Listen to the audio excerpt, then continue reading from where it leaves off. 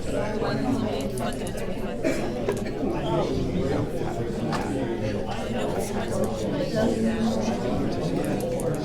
know, if you can do me a solid, put the microphone to the phone so we can kind of understand it. I thought Dave was going to be really the interceptor of all this. No, Dave wasn't bad last minute thing, but I just wanted to. Yeah, however it is, isn't it?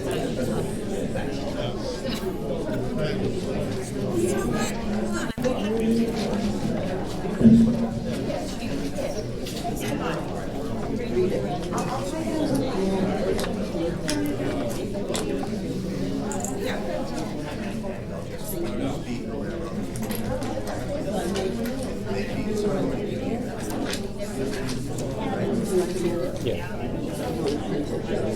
No. If you feel comfortable reading it, making the motion. And then I'll second it or whatever. After the budget. Hey guys, how we doing? Good, Dave. This is it. There's a copy of the file. This is Now you're showing off. this is I'd like to recommend that, Christina, this case agenda there is the amended one? No, we haven't adopted these. It's just the, Thank you, sir. Oh, yeah. The one on my desk is not the amended either? This is not the amended. I gave you a copy that says new in the top left corner. I gave everyone a copy that says new. that's an old one. That's an old one. It was sitting on the dais before you put everything down. I have three that do not say. I do too. Nice, you know, even better than the easy one. Let me just get one. These three are what I have. They're not sure. They aren't out yet. Oh. Bob, yeah, it's not in the new agenda. No. Oh, okay. So there's no agenda on the agenda. Oh, here's the new, I got it. I got three. I was waiting for that, right?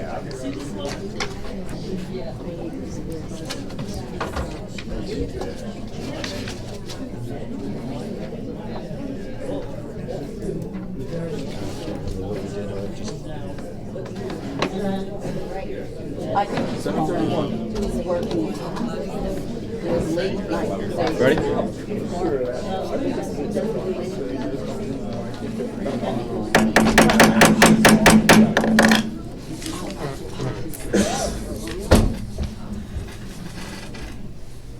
We can all rise for the flag salute. I pledge allegiance to the flag of the United States of America and to the republic for which it stands, one nation, under God, indivisible, with liberty and justice for all.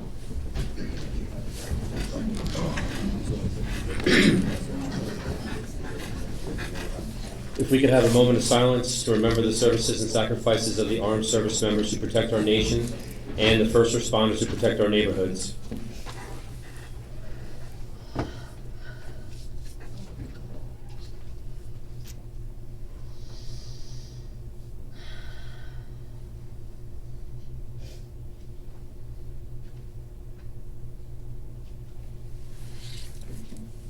And I also want to mention to have one more moment of silence to add on to Mr. Fred Weber. He was somebody in the Birchwood area that was a longtime member of the Birchwood Fire Department, recognized in the community of having over 40 years of service. So if we can just take another moment of silence to recognize Mr. Weber. And Mrs. McGardle as well, Lillian McGardle. She was a longtime employee of Rockaway Township that passed as well. We just take an extra minute. Thank you.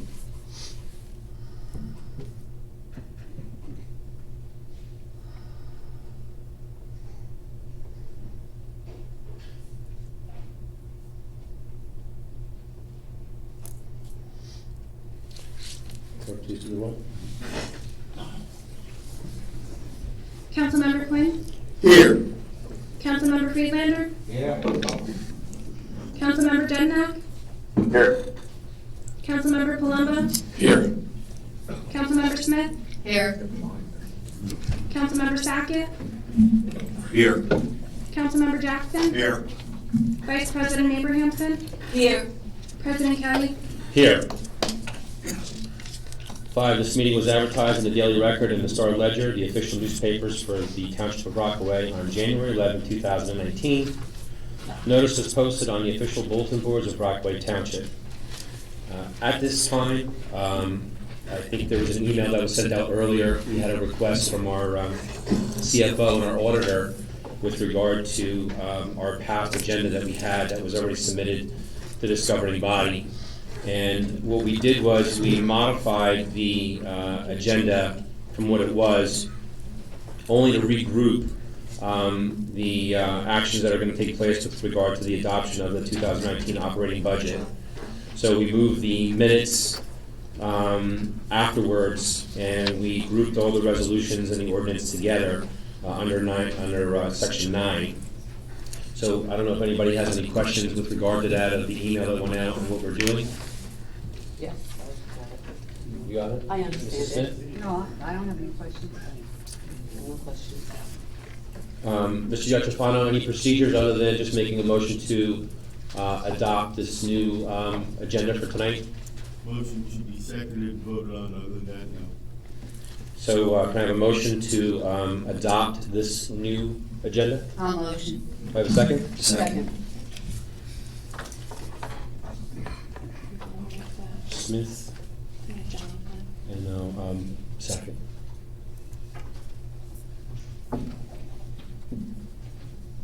You do the roll? Councilmember Quinn, Yes. Councilmember Friedlander, Yes. Councilmember Jednak, Yes.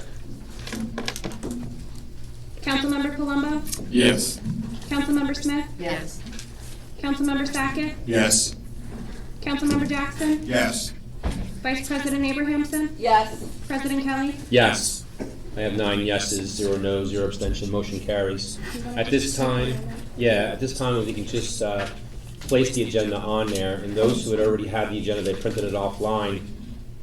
If you could just disregard that, and we'll give you a couple minutes to go up there and get that off of the table so it's easy to follow. I apologize for the inconvenience of that. No good.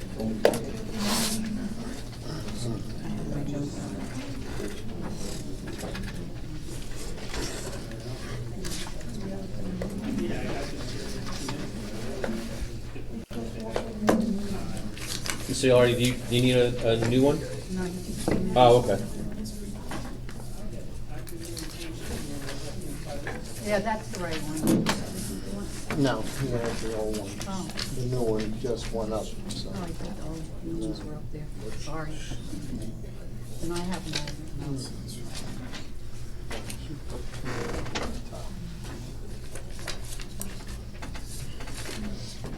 Smart. Does anybody from the administration need the updated agenda? I put them all on the Everybody's table. got it? Yeah. Okay, number 6, we have designation of Sergeant at Arms. Township Code 2-5.15, decorum. While the council is in session, the members shall preserve order and decorum. The council president, at his or her discretion, shall direct the chief of police or such other person in the department as he may designate to be the sergeant at arms at the council meeting. The sergeant at arms shall employ reasonable means to maintain the proper order and decorum consistent with acceptable standards. I don't see our police chief, but I do see Officer Udina. How you doing? Are you going to be the sergeant at arms today? Yes, sir. Awesome. Thank you very much. Number 7, we have a proclamation, and we have a proclamation for National Gun Violence Awareness Day, and we have Miss Adele Black that's in the audience over here. We have Mayor Puzio. If you want to come on up, and I have Laura Kaufman as well. what's your name? Laura Kaufman. Well, I'm sorry, one more time. Laura Kaufman. Laura Kaufman? Kaufman. Kaufman.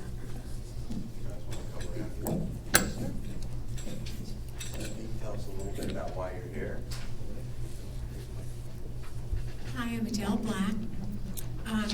On behalf of Morris County Moms Demand Action for Gun Sense in America and Every Town for Gun Safety, thank you, Mayor Puzio and council members.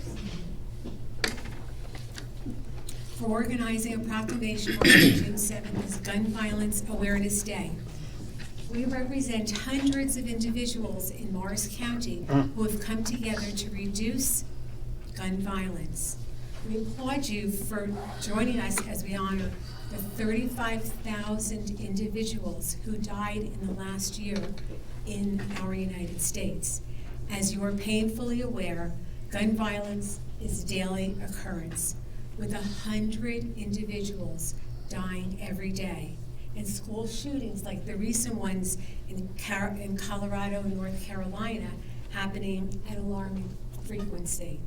Thank you for joining us in recognition of this American crisis. Gun Violence Awareness Day was started by the Friends of Hadia Pendleton to honor her life and legacy. Hadia, a 15-year-old honor student, was gunned down midday by a stray bullet in Chicago while in a park with friends after taking her exams that school morning. Just a week earlier, she had performed as a drum majorette in the 2013 presidential inaugural parade. As Hadia's own parents have said, by wearing orange, we reaffirm the right of every American to live a life free from gun violence. Since 2015, Moms Demand Action has continued to honor her legacy by organizing local, state, and national activities to mark Gun Violence Awareness Day by wearing orange. We have partners with hundreds of mayors, governments, nonprofits, businesses, and individuals to make Gun Violence Awareness Day into a national event. The Empire State Building, the Sears Tower, and the St. Louis Arch will turn orange on this occasion. We invite the mayor and council, as well as the public, to join us in Morristown to mark Gun Violence Awareness Day weekend. We will have a short gathering and rally in the Morristown Town Hall steps on Friday, June 7th at 10 a.m. to bring together individuals such as you who want to honor those who have died. We'll tie orange ribbons up and down South Street, and we'll be turning South Street orange. Thank you again for being strong partners in our fight against gun violence.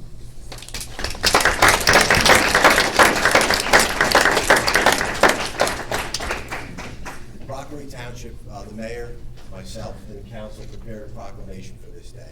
We know how important it is, and we know the efforts that you're putting forth to honor those who have been a victim of gun violence. And I'm going to read the proclamation to you, and we wish you success with your gathering.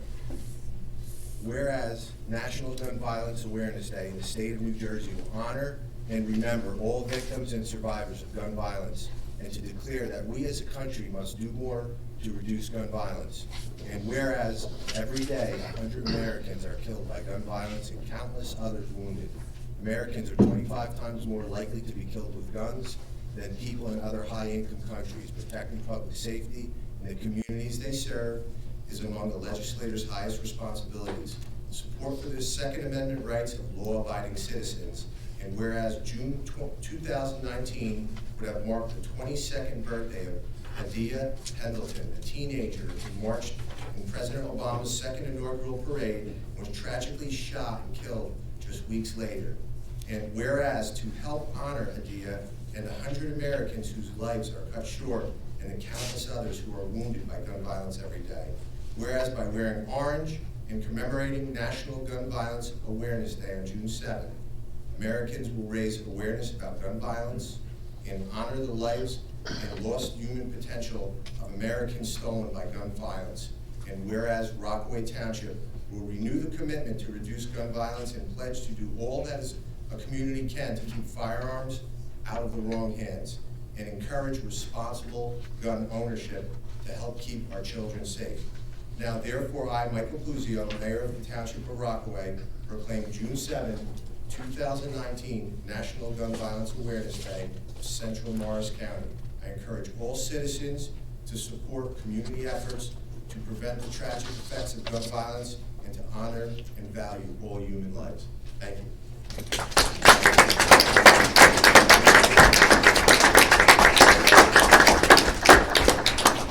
Take a picture of it. Signature. So, Wow.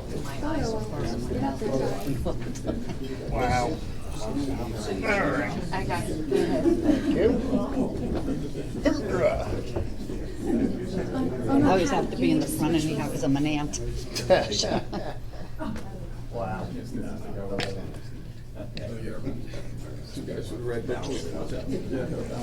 Mayor Guzio, you're supposed to stand in front of me.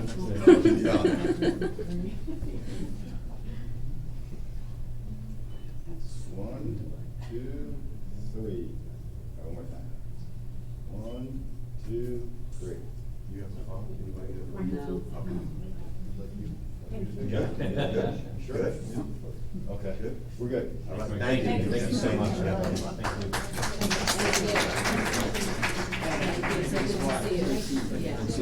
All right.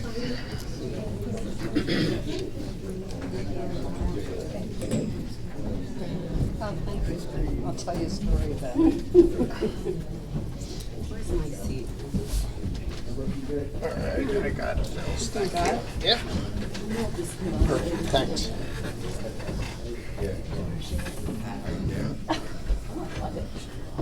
Yes, I am.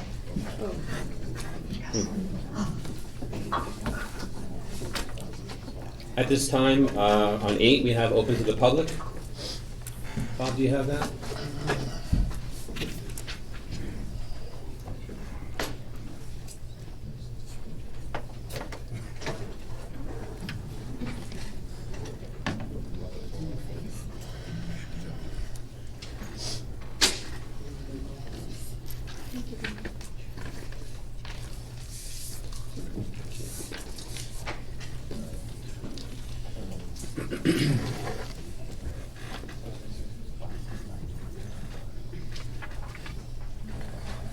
At this time, we have Mr. Weiss.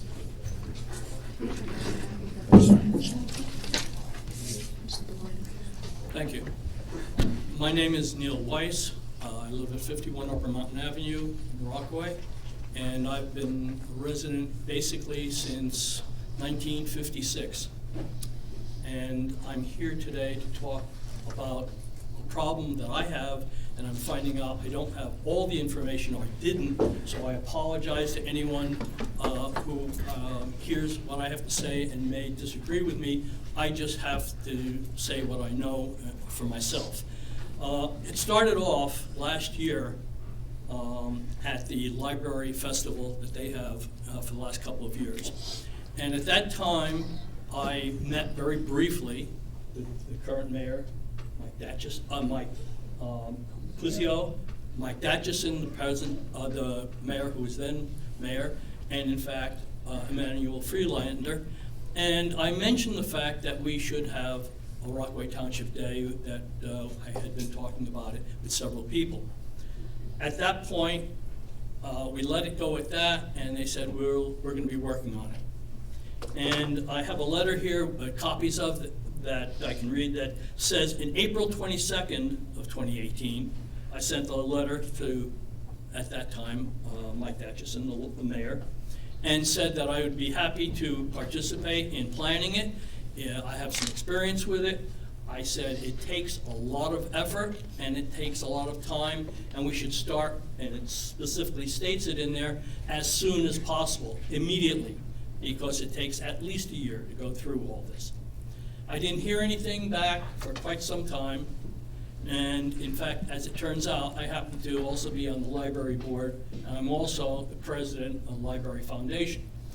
And at one of the meetings several months ago, which Manny was part of, he indicated to me, after I asked him about what was going on, he said, he gave me the name Allison Kohler, who was in fact running it, and that I should contact her, which I did. And I have emails here, all the emails that I tried getting in touch with her. I said I wanted to participate, I would be willing to help, I have information, can we sit down and meet?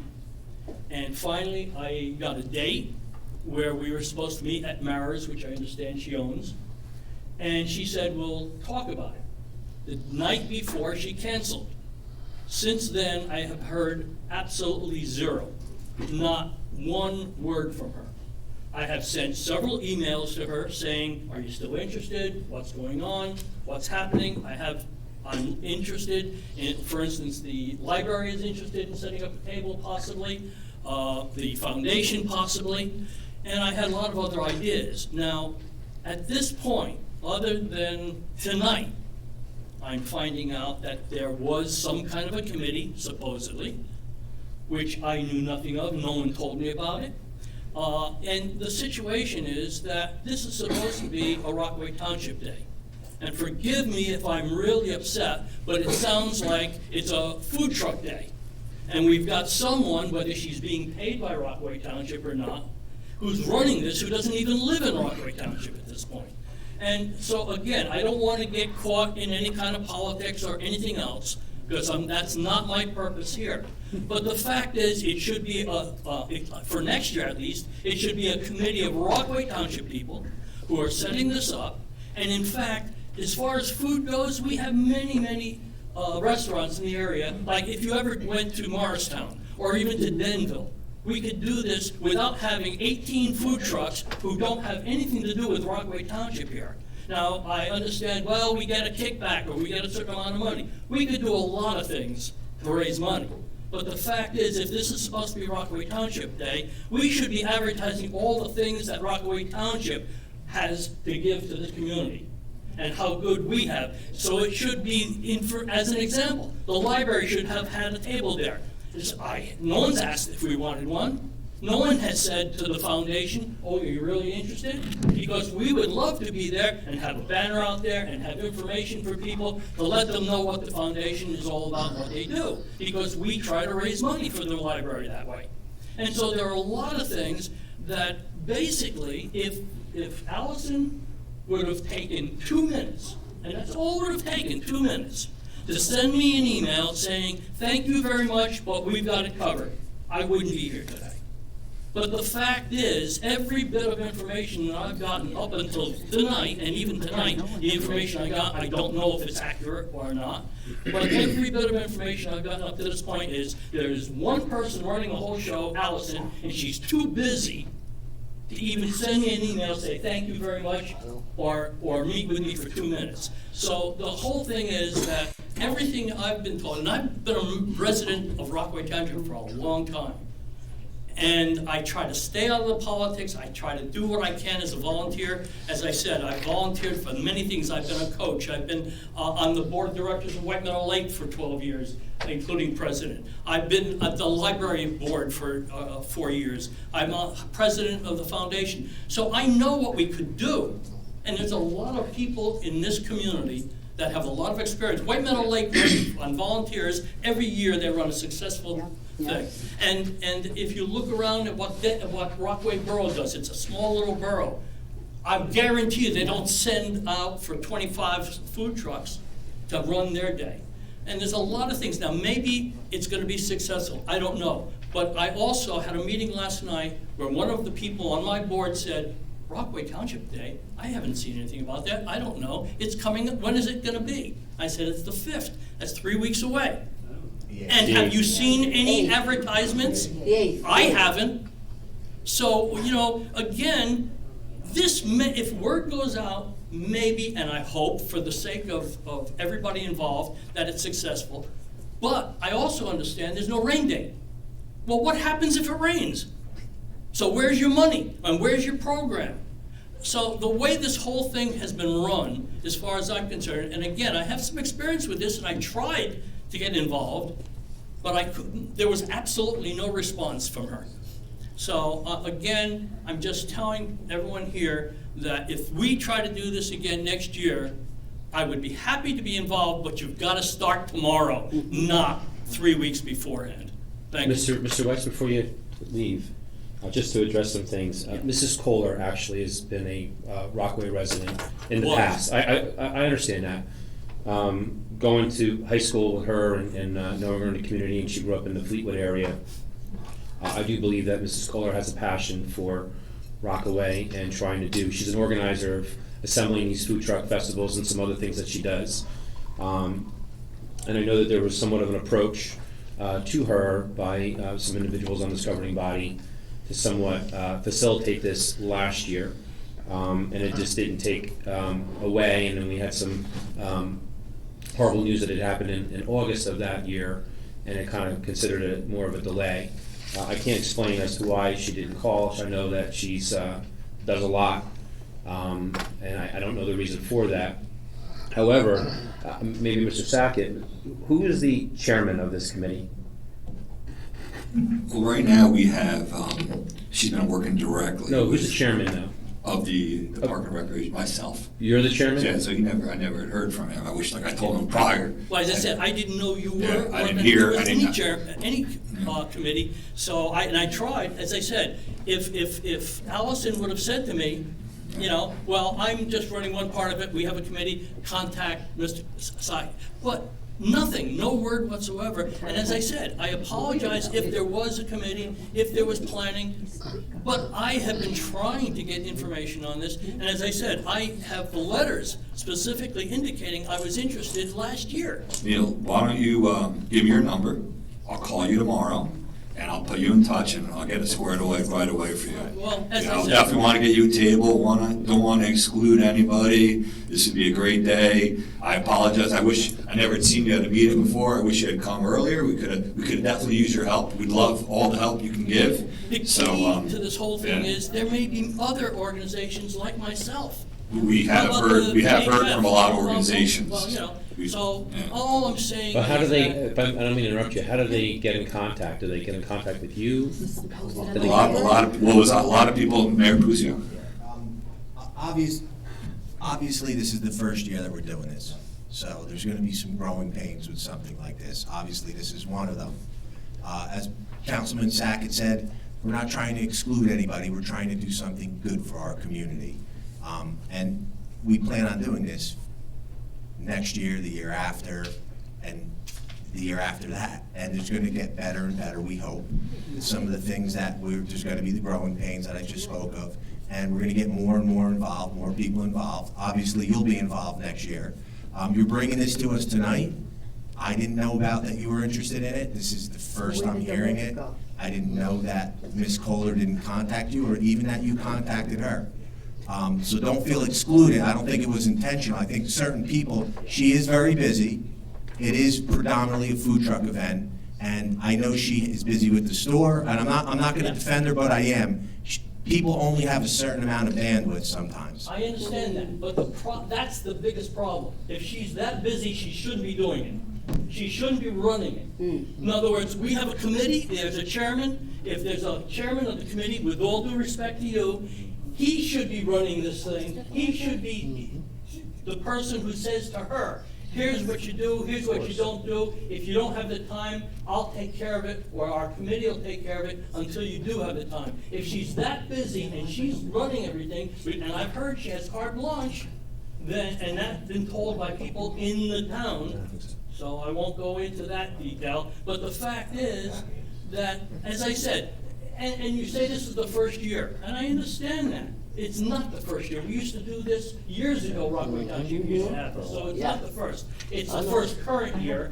But the fact is, because it's the first current year, you should have had people who have had experience in Rockaway Township who know how to contact these people. And in fact, if you had a committee, a working committee, that they should be going out and advertising this and talking to the various organizations. And so, as an example, with every single organization, the sports organizations in Rockaway Township, the library, all the other places in the Rockaway Township, the churches, the other organizations, like VFWs and so forth, all those organizations should have been contacted.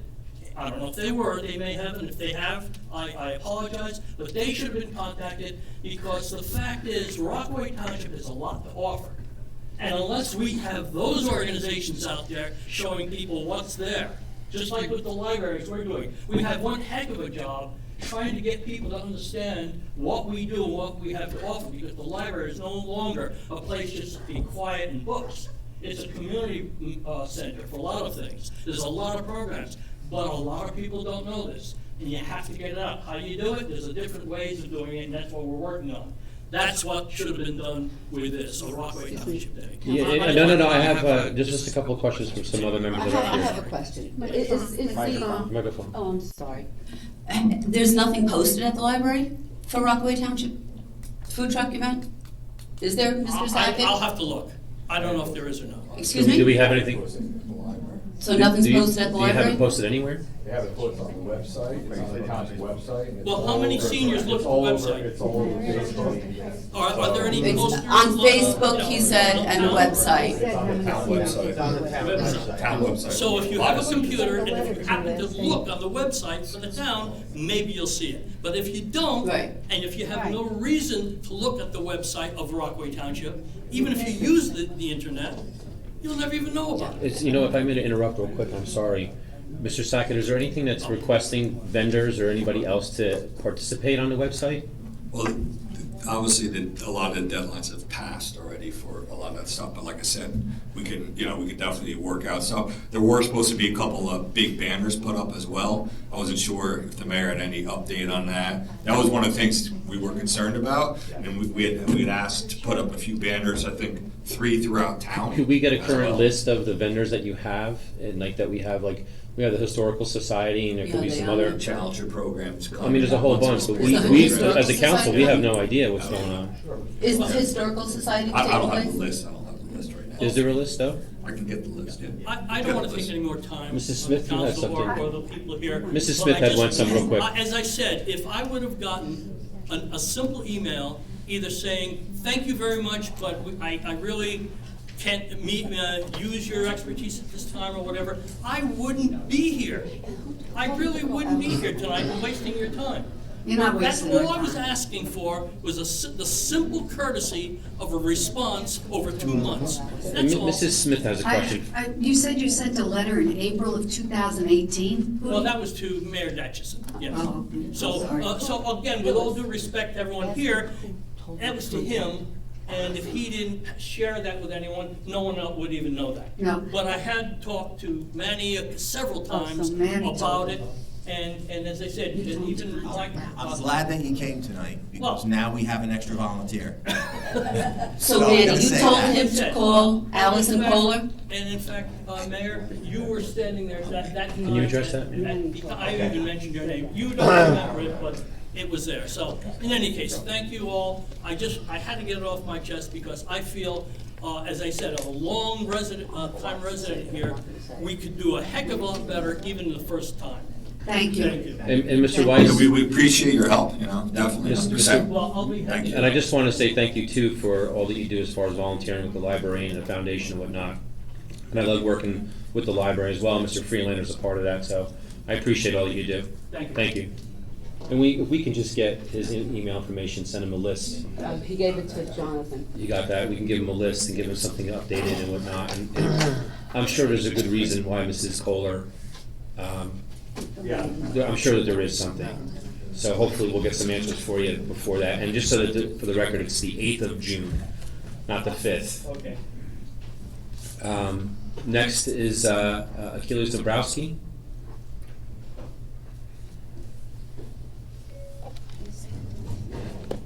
Can I raise those? Sure, absolutely.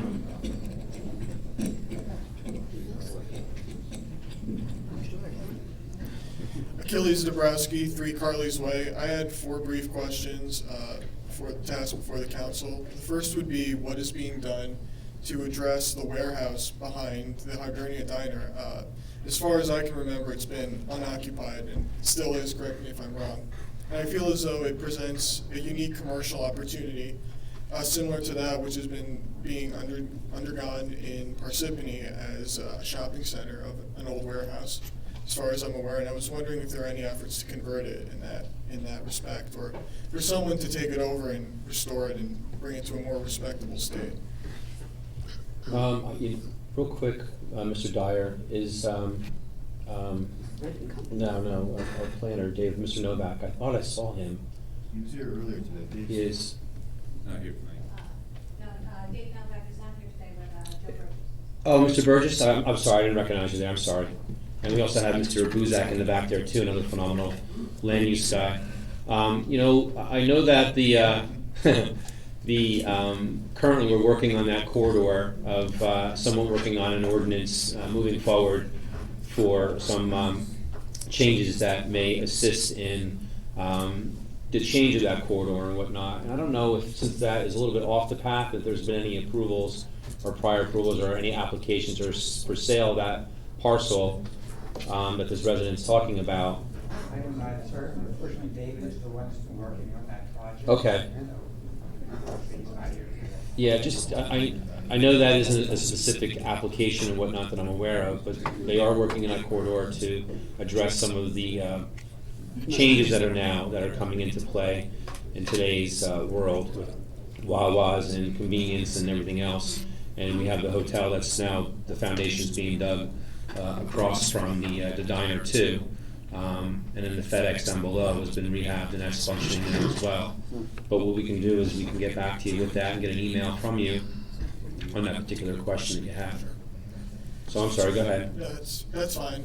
Next would be whether or not there would be any efforts undergone in the near future to restore or repair the sign by the parking lot right at the head of the trail leading to the Hawk Watch. It's been in disrepair for several years now, and I was wondering if there would be any attention brought to that. Is that the sign on Lower Hibernia?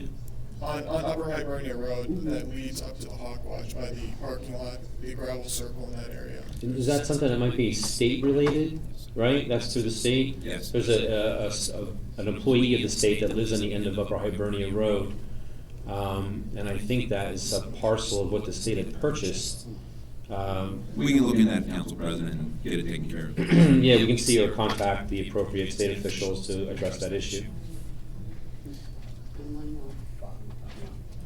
So also, I wanted to inquire about the laptop that had been belonging to Mayor Dodgeson. As I last heard, it had been lost in a news article. And I haven't heard anything since, and was wondering if the mayor or the council, who's an oversight body, could comment on the status of that investigation and what's going on. I'll leave that to the mayor. It's currently a police matter, still under investigation. I thought it was closed. I thought you said it was closed at the last meeting. Well, as you know, that things aren't always closed out. They might stop actively using resources, but I would consider it an open issue. But not being investigated. I'd have to speak to the police chief. It's a police matter. So it has not been found yet, No. correct? That would be correct. Okay. And I also wanted to inquire about the cyber attack that had occurred 7 months ago, and was wondering what had been going on with that and what the council could say about that as well as the mayor. It's in the hands of law enforcement. Same thing that I've been telling the council. It's under investigation. Thank you. Okay, thank you. Thank you. Next, I have Adele Black again. I wasn't sure if I needed to Okay. No, that's fine. I have Mr. Dio.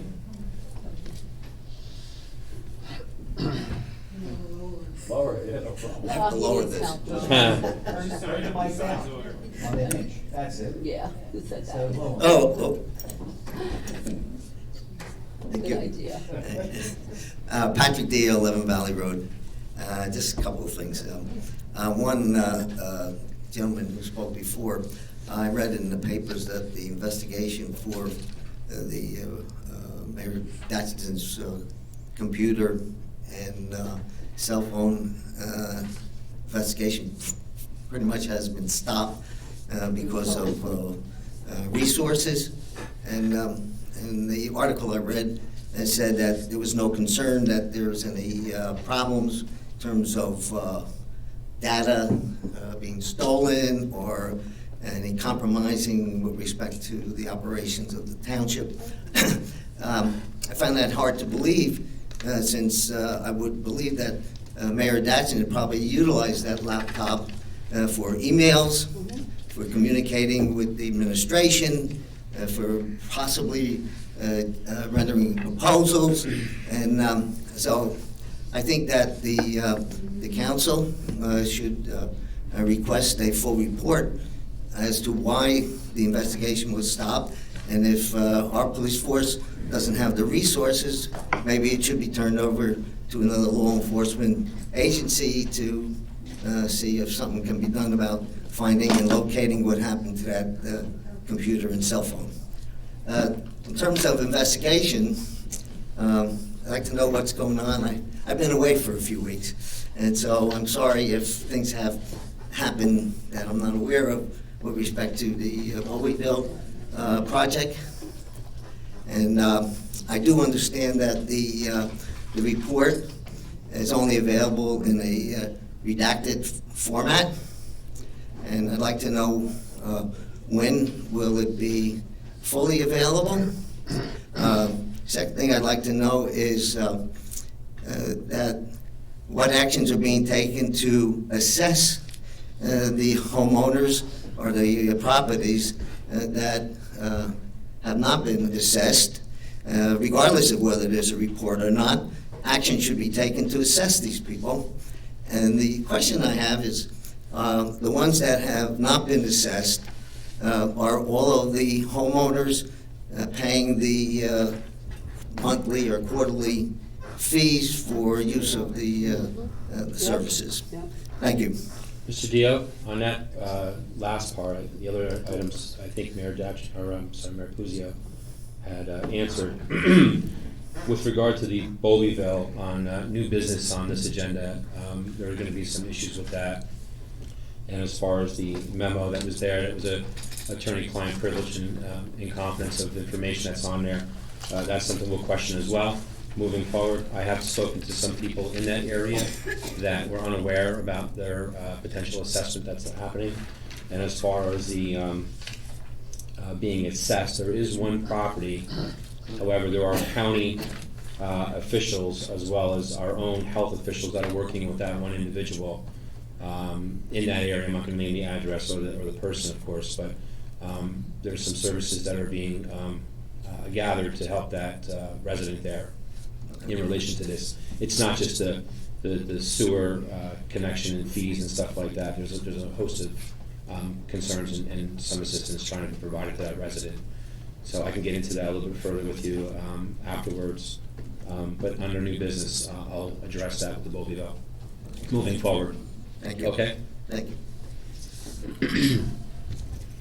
Ms. Degnan?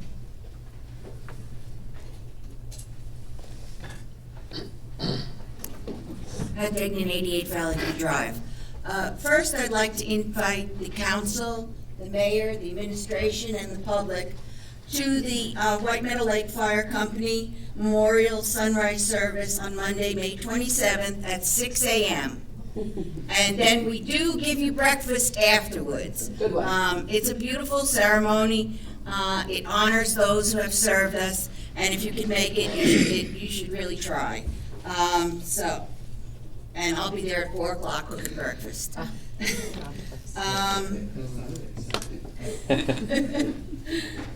Then there's a couple of other things. I noticed that there's going to be a closed session on Morris Commons, and I thought Morris Commons has been part of our litigation since I think 2011, maybe even before that. And I thought that was completely covered and everything was going, because I know they've cut down all the trees back there and they're getting ready to build back there. So I'm hoping that this is just a continuation of something that was already in litigation, but not a new litigation.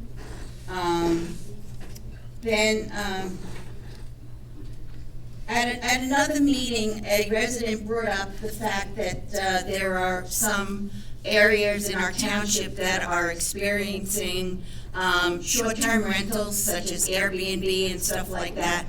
And I've done a little bit of research and everything, and I know that some towns in the area are starting to do resolutions, and I would like the township to consider doing some kind of a resolution that would protect us as residents from short-term, really short-term rentals. I think we don't want to be such a transient community, and I think that's what short-term these short-term rentals do.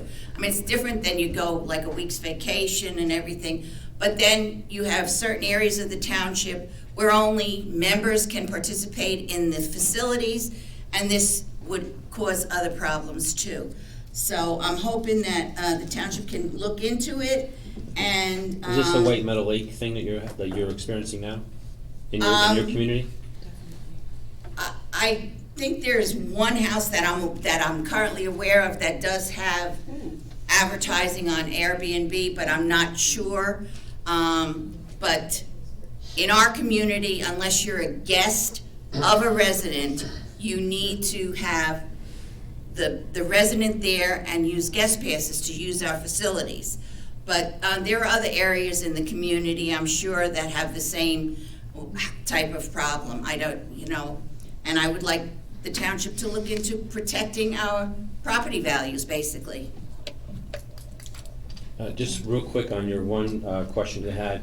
Mr. Buzak, with our closed session, I know that we had some discussions earlier with closed session that you and Mr. Burgess and his group have assisted, and we have a settlement agreement that was through the courts, and that's public knowledge. Is there anything that we can, maybe a snippet we can give Mrs. Degman in regards to what's going on with Morris Commons? Well, I can answer a question that this is not new. This is the same litigation to which he was referring, and it's just a refinement of the settlement agreement. Okay. It's not going to affect the number of units and that kind of thing. Okay, great, thank you. It sure is going to affect the traffic on Green Pond Road. Okay. All right. Next, Mr. Salber.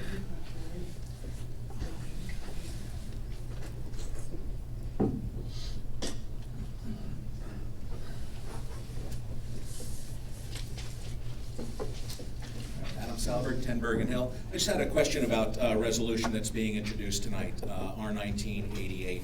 I'm happy to wait for an answer until it's introduced. I just wanted to know, was this fee being assessed to all residents of Rockaway or just those that are actually connected to the sewer system? Well, under our Chapter 15 that we have, it would only be related to people that are connected to sewer, obviously, because being on septic, you would have nothing to pay for that.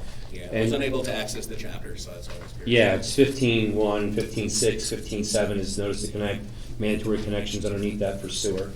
What this is now is a fee that they have going on. I don't know if you looked through it on the second page, but Mrs. Palmieri had done somewhat of an analysis. There's an analysis that went out there and comparing almost apples to apples of size of municipalities that we have, going from Randolph, Mount Olive, which is Flanders, Bud Lake, Mr. Sheard's area, Morris, Roxbury, and Parsippany. We are the lowest in Morris County of those areas that are there. We're at $289 a year, where some of these other towns are like $150 per quarter, but Randolph is $752. So we have a very reasonable rate. We have a great service that's provided with that from those fees, and Mr. Sheard and Mr. Garabin, I can't forget, that do a phenomenal job too.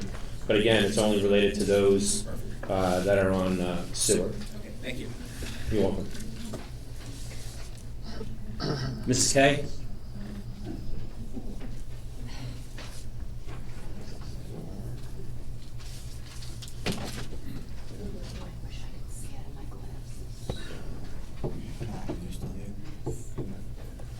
Yes, I am, Mike, yes. Oh, I'm hearing voices. I am. It's going over pretty good. Okay, Kim Kleindienst, 8 Nokomis Avenue. On March 1st, 75 days ago, the petition to recall Vic Palumbo was certified by the town clerk.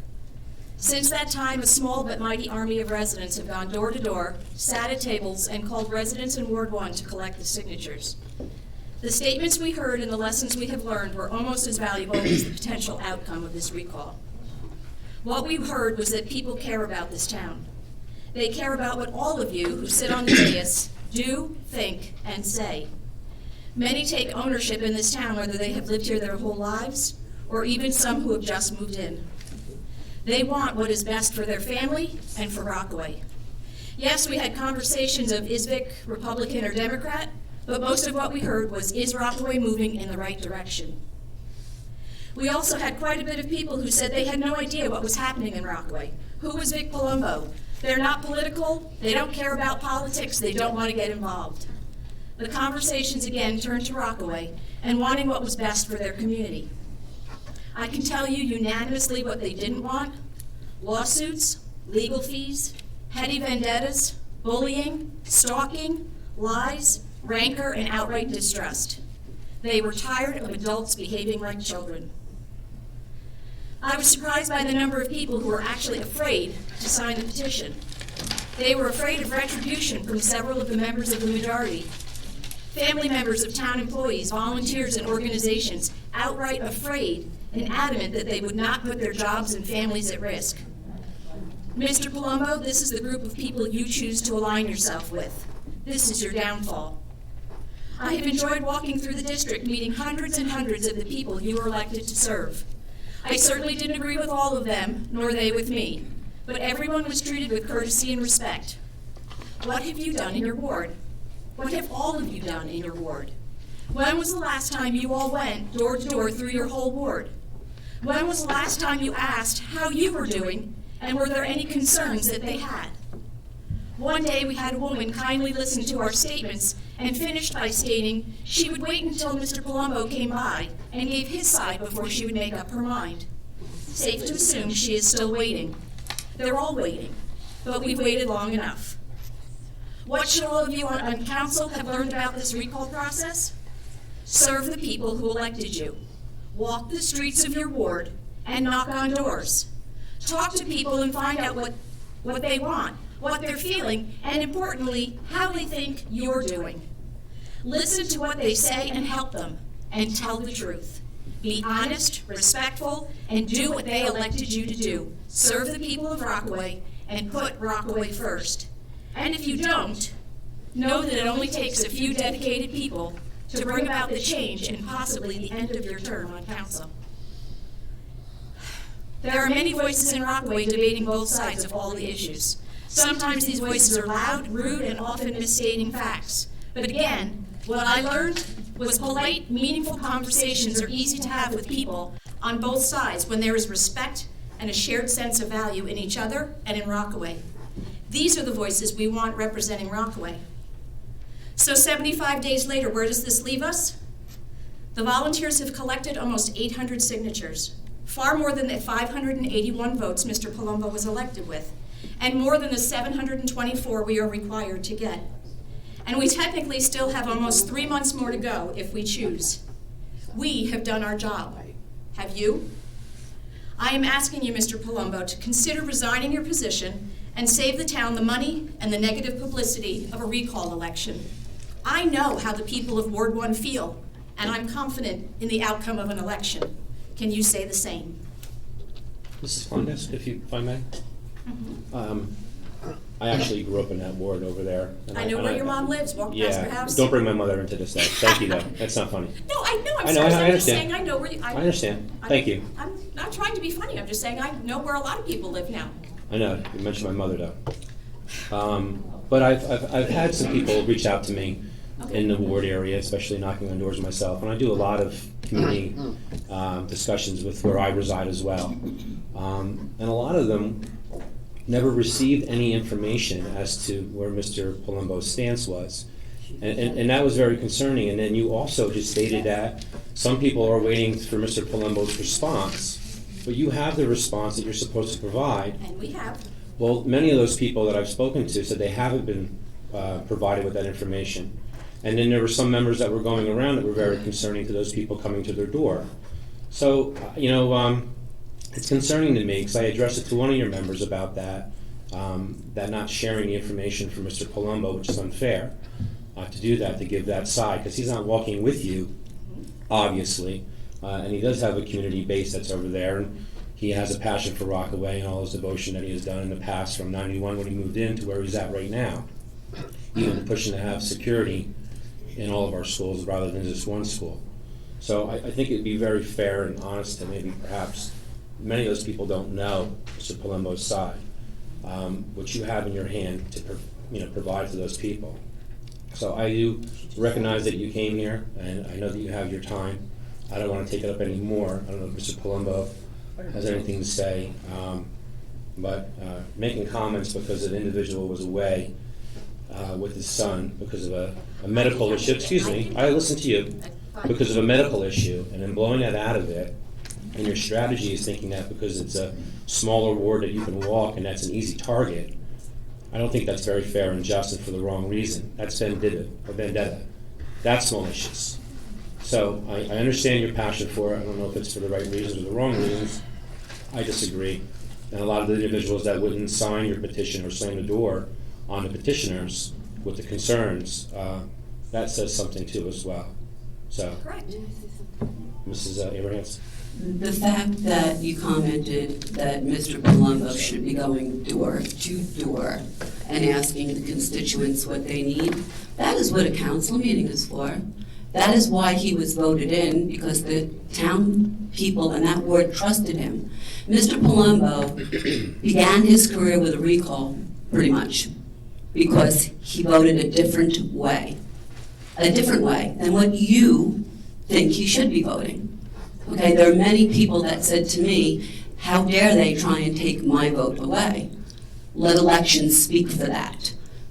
Okay, so Mr. Palumbo is here twice a month on this dais, and anybody in Ward 1 can come up to this microphone and ask a question of Mr. Palumbo. He's very accessible. He also lives right on a main street and has addressed many people that have come to his door asking for assistance. So the fact that he should be walking door to door, Mr. Quinn, have you walked door to door in the last 10 years to see what your constituents want on a regular basis?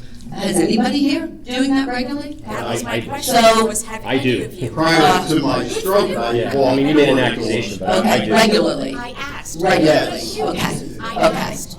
So my point is, he did walk door to door twice, okay, and spoke to all his, the false narrative of being put around this township is sad.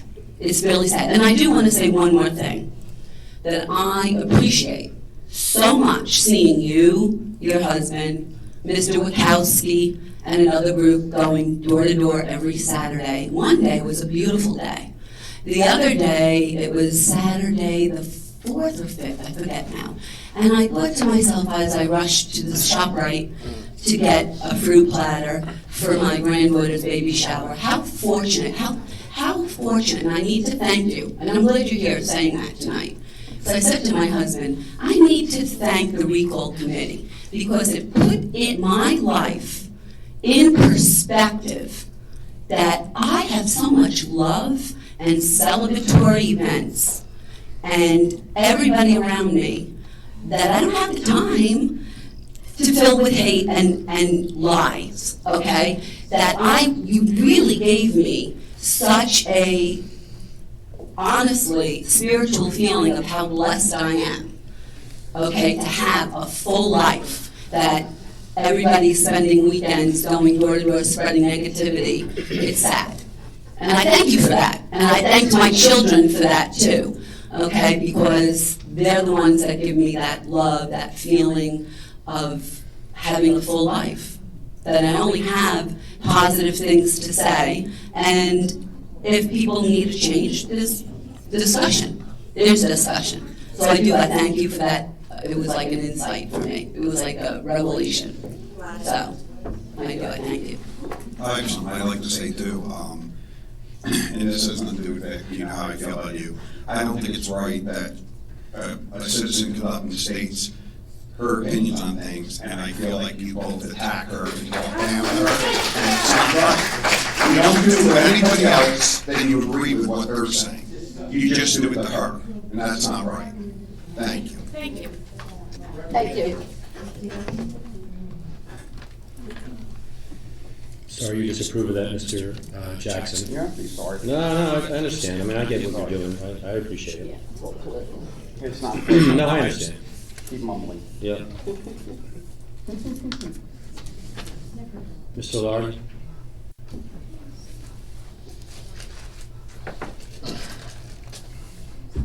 Michael Lardy, 19 North Brookside Drive.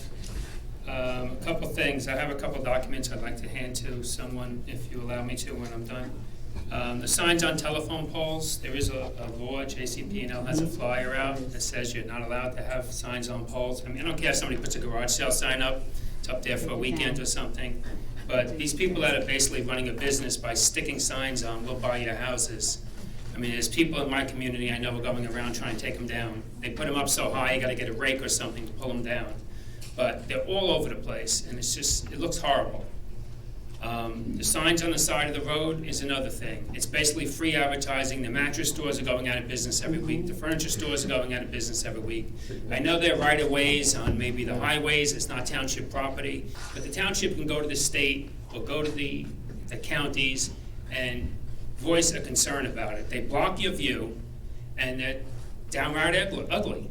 And it just looks horrible. It's free advertising for the stores that are doing it. They pay $1.99 for a sign instead of running an ad in a newspaper or some other way. And it looks horrible. They don't get moved, they get mowed over, and then they sit there and be litter for the next 6 months. The short-term rentals that came up, I do have some documents from Bergen County and from Randolph, from ordinances that they have. I know we have several in White Meadow Lake, and it's a real issue for us because ours is a private community for members only and their guests, and these people are advertising, you know, lake, parking lots nearby. Well, they're private parking lots, it's a private lake, and you can't use the boat unless you're a member. I know that's not a township thing, but the township can control whether people can rent their properties for that short of a term. There's one property in our lake that they're shooting a movie at. They must have 15 cars in the driveway to all hours of the night, and supposedly they're coming back to continue that shoot. I mean, that's not the kind of area we live in. We live in a lake community. So hopefully the town could look into that and maybe pass an ordinance or something about commercial use, something that could assist us. Kings Road came up last meeting about the speeding. They have those small signs that they stick on, like the double yellow lines. They're really, you can put those in the middle of the street, the 25-mile-an-hour signs down the road. Because having something in the middle of the street makes people slow down for one, and then it sticks it in their face more than a couple of signs that are on the people's lawns that say 25 miles an hour. Yeah. I'm sorry. Okay. The Wawa, I'm hoping the council's working on something to maybe get that area, whatever documents need to be done township-wise, because they seem to be willing to do so much infrastructure work there with all the building going up. The biggest congestion on that intersection is that stupid setup with the light. Everyone blocks it, you can't make a left to get on 80 West. And if they could rectify that, that would be a bonus no matter what people think of the Wawa. Rockaway Day, I've heard about people talking about Rockaway Day coming back. I'm not on Facebook, I don't look at any of those socialized sites. If somebody wants to talk to me, they can call me up, I publicize my number. But I didn't know anything about it. It's the first time I heard that it's set and it's June 7th.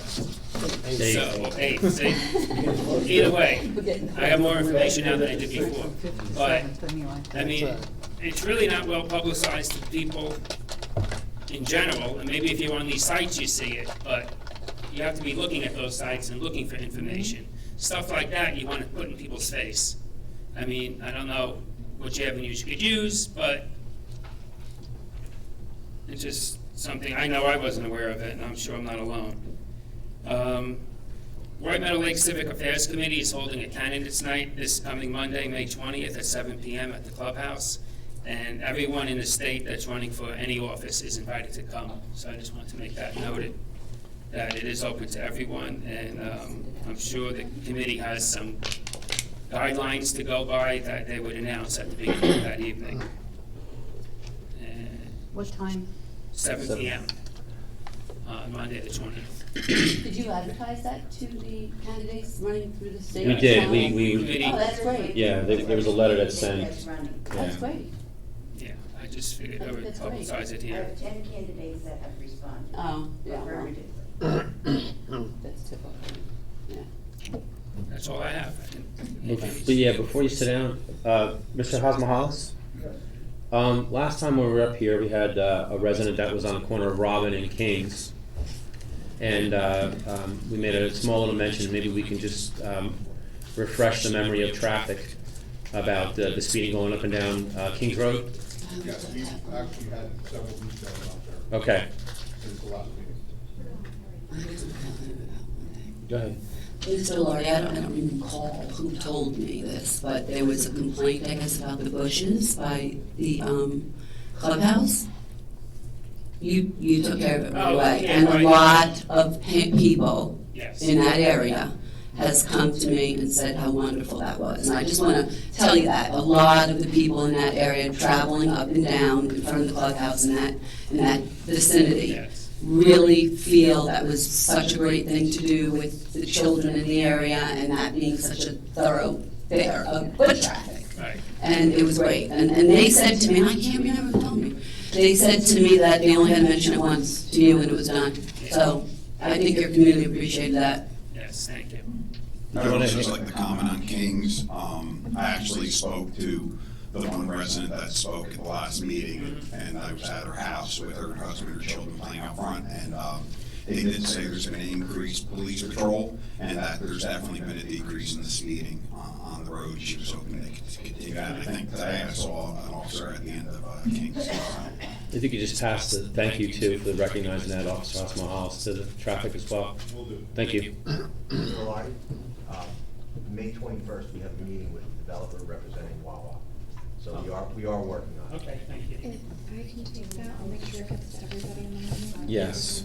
Yeah, that's And Mr. Yatrafano, we had talked last time, Mr. Lardy had brought that up, and I wasn't sure if it was under Title 27, when we talked about the signs on poles or whatnot, or utility. Is there something that maybe zoning can look into that, or if there's something that you already looked into from the last discussion? I mean, I didn't ask you to do any research on it, but I didn't know if anything was done. We certainly did nothing. I don't Okay. know what the administration did. Well, Mrs. Franke, maybe we can just pass it along and just see what's there. I know, like, I see some of the garbage collection guys up, well, I don't want to name the name and give them some free press, but they have them up pretty high where you have to be almost on a 10-foot ladder to reach it. I would suggest that Mr. Lardy be in touch with our code enforcement officer, Joseph Costa. Here. He's very. Mr. Yatrafano, can you use the microphone a little closer, please? And Mrs. Franke, what days are Mr. Costa? I know he's changed his days now. Is it Tuesdays and Wednesdays? Yeah, Mr. Costa is typically here on Tuesdays and Thursdays, Wednesdays if there's court, but you could also stop in or give me a call or give me an email and I'll make sure that you guys connect on that. Okay. We actually have our auditor here to do the adoption of the budget. And we did have a sign-in list that's there. Mr. Sheard, I know you want to speak, we can get you for reports. I don't know if there's anybody else in the public itself that wishes to address the council. With that, then the public portion will be closed. And then Mr. Cernelli and your son, I don't know if you want to come up and give a small little presentation of your efforts and the council's efforts and what we do with the budget, as well as Mrs. Palmieri and the administration.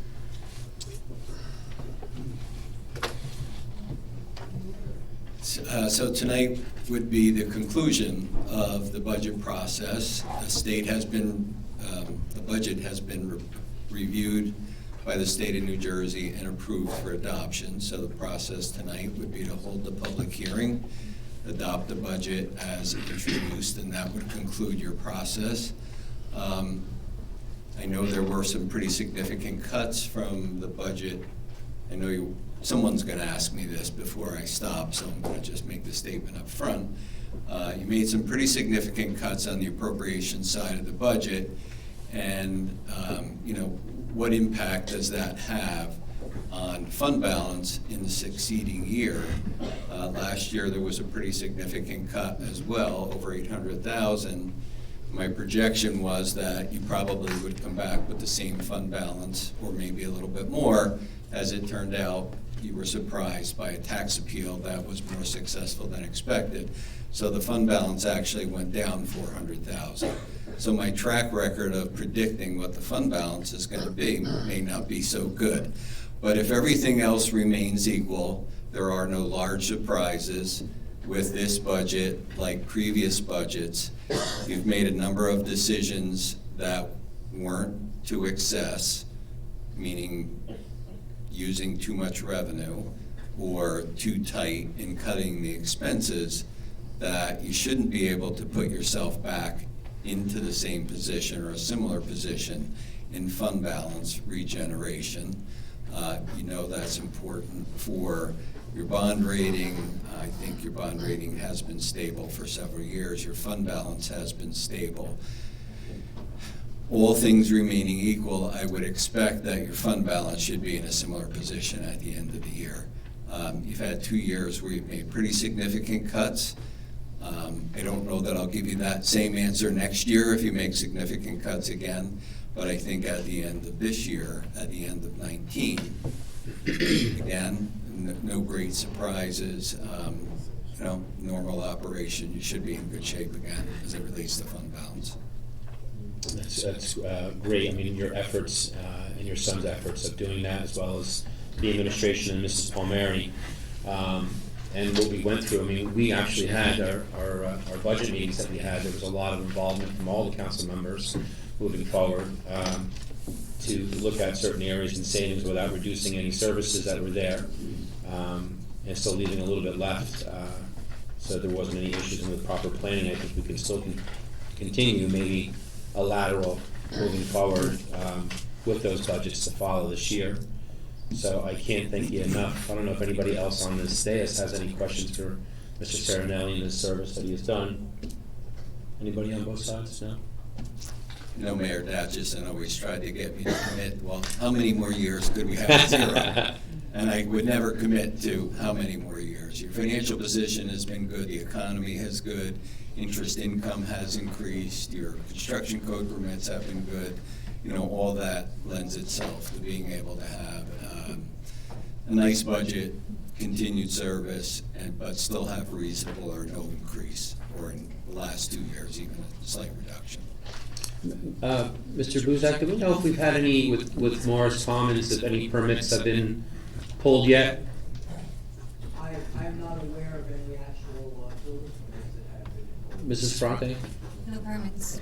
So, I mean, that could be a potential revenue, almost like when Pondview came in with about $318,000 we got in permits in that 1 year, of bringing some revenue to offset some of that would be nice. Yes. As sure as a positive thing is going to happen. There's a negative. Let's hope there's not going to be a negative thing and you'll be in a better position. So there's some positive things out there. I really expect that with any amount of good luck, you'll still be in fine financial position at the end of the year. That's fantastic. Thank you very much.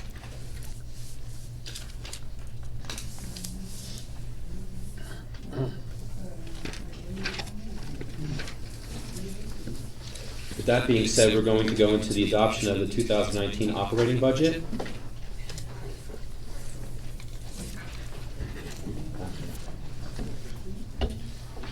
We have A would be R19-89 would be resolution to read the 2019 operating budget by title.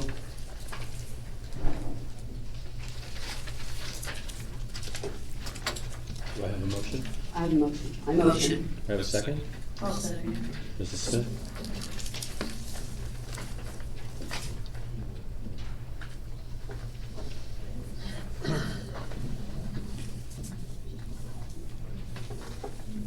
Is there any discussion?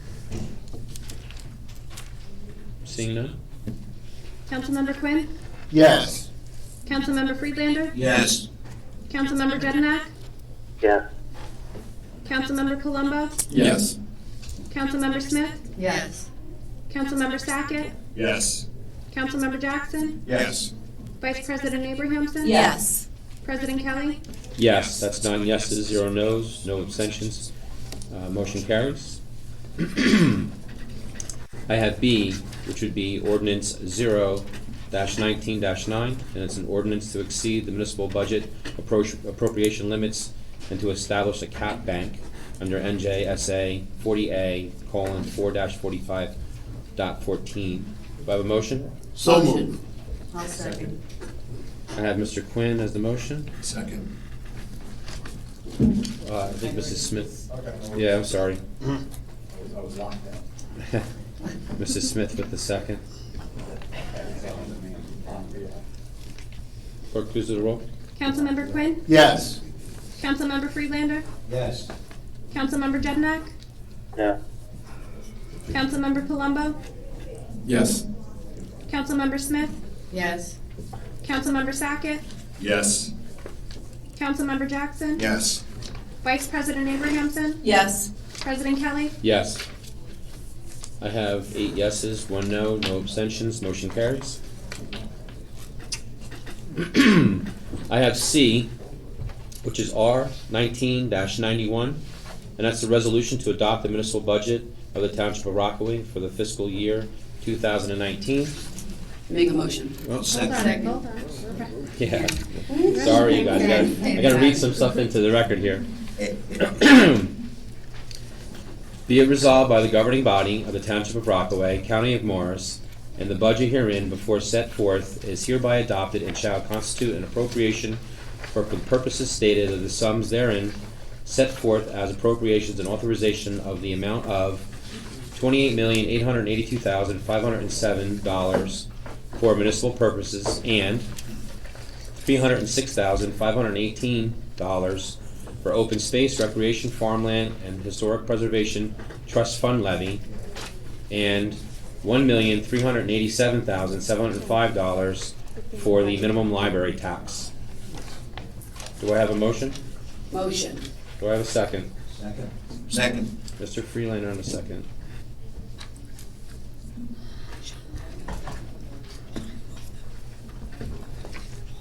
Clerk, please do the roll. Councilmember Quinn? Yes. Councilmember Freelander? Yes. Councilmember Jednak? Yes. Councilmember Palumbo? Yes. Councilmember Smith? Yes. Councilmember Sackett? Yes. Councilmember Jackson? Yes. Vice President Abrahamson? Yes. President Kelly? Yes. There's 9 yeses, 0 no's, 0 abstention, motion carries. I just want to take one quick second just to say that all the efforts from everybody regarding this budget that we had here from last year to where we're at now, and looking at it in fine detail, I was very impressed with everybody's involvement, Mr. Freeland, Mr. Sackett, Mr. Janiak, and everybody else that we have on this dais here, as well as the efforts from administration. Some of them very late. Mrs. Palmieri, I mean, you were doing a fantastic job and staying there through thick and thin. When everybody was leaving, you were still here. And then I had to put everything together. And then we had some extensions to the state. And then we even also had maybe another extension may have taken place. But we were very fortunate to have the state review it and approve it. So not that you're more important than anybody else, but you really put a lot of time and effort and really made it known that your dedication made this go probably more smoother than it ever could go. Thank you. So I appreciate your efforts, and I did mention to you once before that there is a member of this room that says you're probably one of the best CFOs around. So I applaud you for all your efforts on that. Thank you.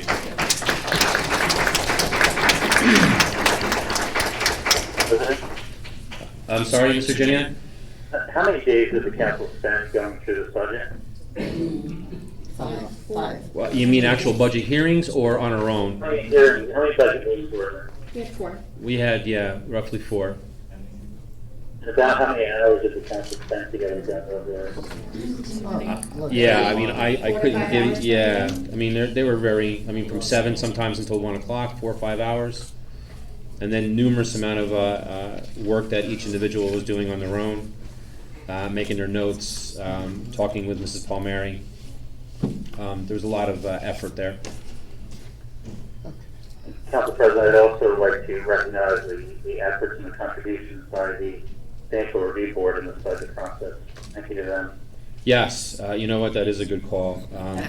We had multiple members that were on the Financial Review Board that are they do not get paid. They donate their time and resources trying to get information to show maybe potentially areas that we could have some reductions, or maybe where there should be some increases too in some of the departments. And it's been a while since they've been together, a couple of years, if not even more.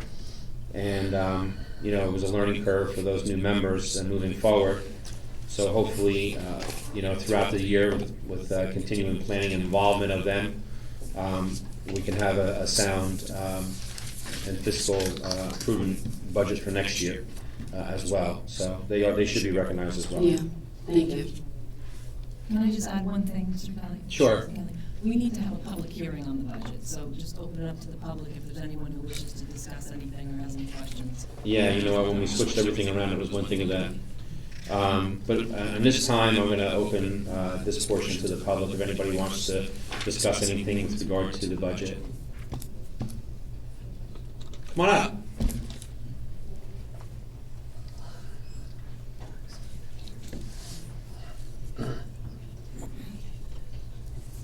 Tom Bracken, Green Pond. I just had one question. The auditor mentioned something that would have to raise some alarm flags in my mind. We let go 30 people in this comparison budget, and that was deemed insignificant. And he said, as long as we have no further significant problems, I would like to know what the difference is in the definition of significant. Can you help me with that? We didn't let go any people. I can clarify what I stated, if you'd like me to do that. Sure.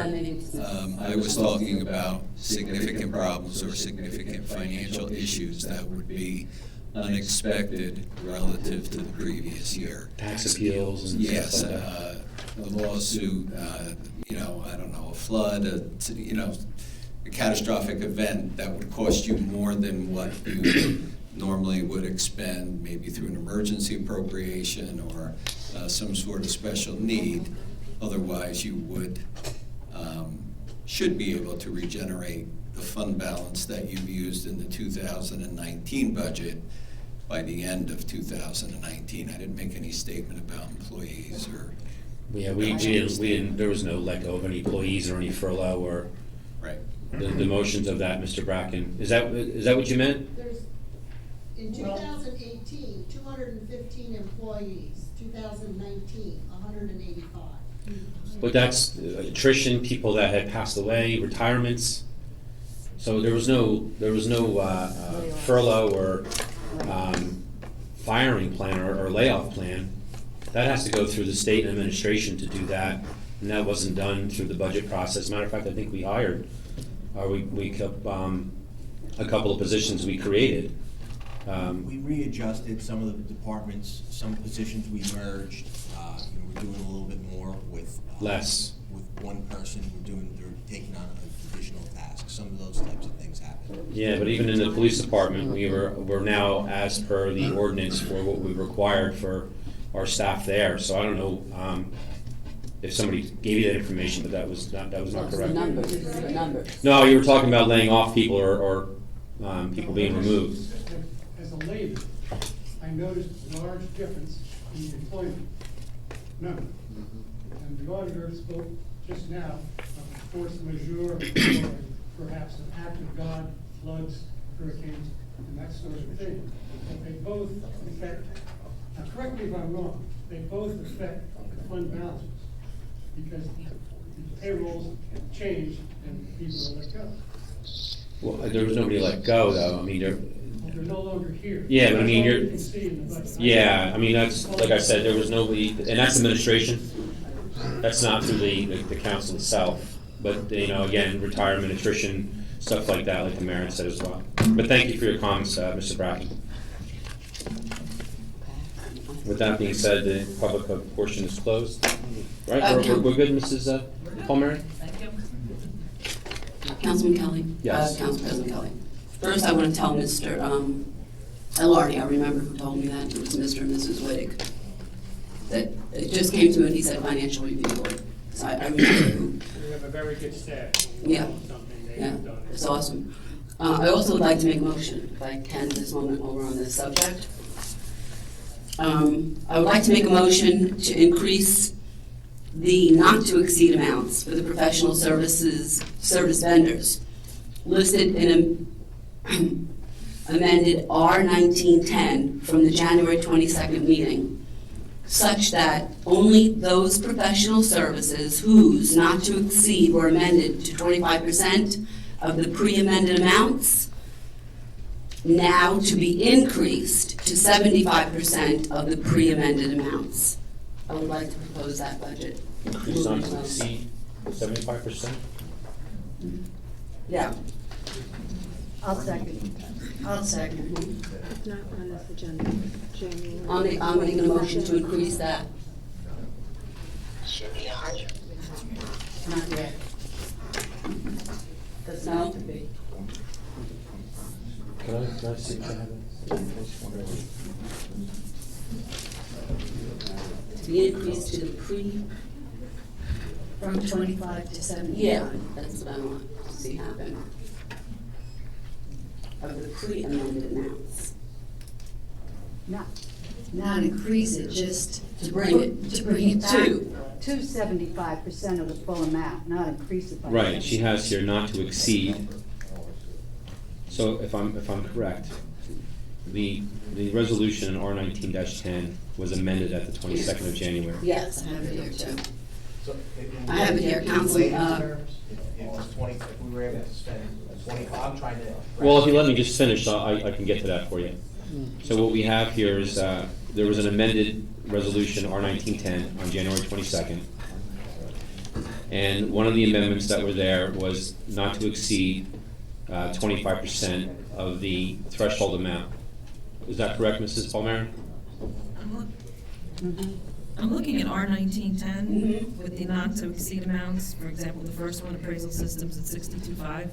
Are you proposing to increase 62.5 by another 75%? No. To reduce it to 75. I think when we had that R19, That's 100%. R1910, the levels that you had at the time, Councilman Jeniak made a motion, which passed, to have the limits not to exceed 25% of the, yeah. So the amounts listed in 1910 that I'm looking at are at 100%? Correct, so it would be 20, we had amended it to 25% of that number. And we don't have a revised resolution prepared that we can review at this time? I'm asking. No, we're just making a motion to amend the amendment that was made on the 22nd of January. Yeah, add 50%. In other words, increase the 25% Increase it from 25 To 75. Triple the amended. Was that the only amendment Adding made? 50%. The other amendment, there was two amendments, but this is she's making a motion for that amendment. But there were two amendments made, weren't there? There were, and Mrs. Abrahamson is making the amendment of the one. Well, that other one was made on the 22nd of January and passed. That was the original amended. This one I have right here. So this one, I'd like to bring it to 75%. You want to, simply do you want to raise the, do Yes. not exceed the 75%? Yes. Adding 50% to the 25%. So we have 100, we gave 20, we said 25, and now we're adding 50 to bring it to 75. Does that make sense? Does that, you understand that, Mrs.? In other words, you want to reduce 100% to just 75. Correct. Yeah. And Council President, I heard the Council Vice President say that was for the ones that were amended that way at the January 2nd meeting. Correct, and Yes. there's no change of the other amendment. No, just to amend that amendment to R1910. Is everybody clear on that? I'm sorry. Mayor. I think our business administrator wants to add to the discussion. Pat, go ahead, you can speak now. Can you tell me why it wouldn't be 100% when it's not an amount to actually spend? We can't spend any more than the budget you approved, but the not to exceed amount, like appraisal systems, they use all their money now. When can we come back for the rest of the money? Next meeting.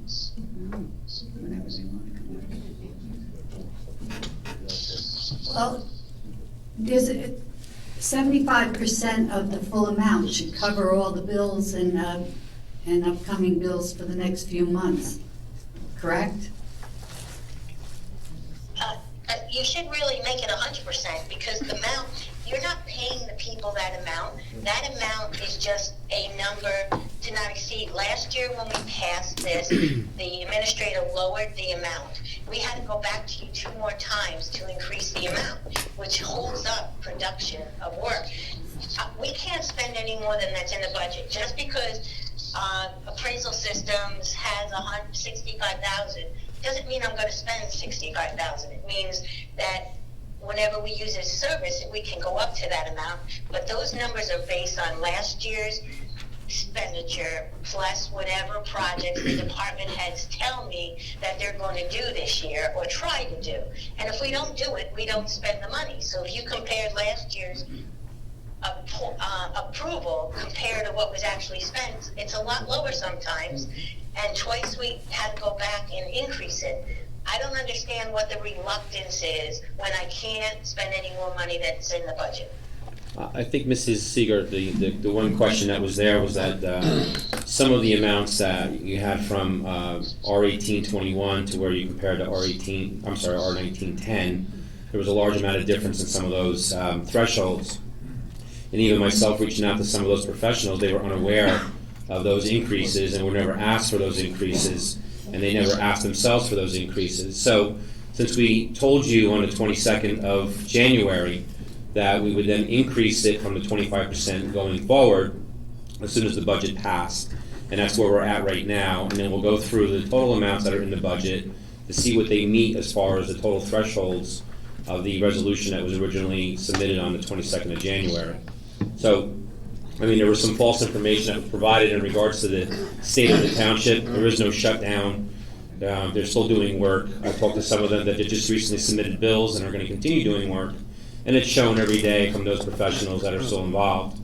So moving forward, I think Mrs. Abrahamson has a motion on the floor to be seconded that we're going to increase do not exceed to 75% from 25%, which was amending the motion that was made on January 22nd. Is that what you're saying? Council President, I don't think we're amending the motion. I think we're simply making a motion to make the increase.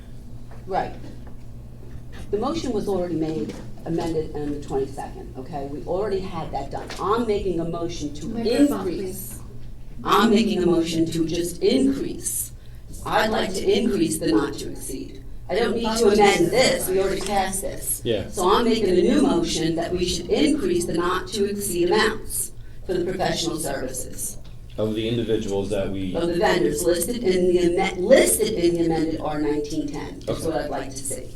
Can I have a copy of the resolution that you have in front of you? Well, it's written motion, it hasn't been... Oh, it's a handwritten Yeah. motion? Okay. I just wrote it on my So you're paper introducing today. it just tonight? Today, I'd like to make that motion to increase that money.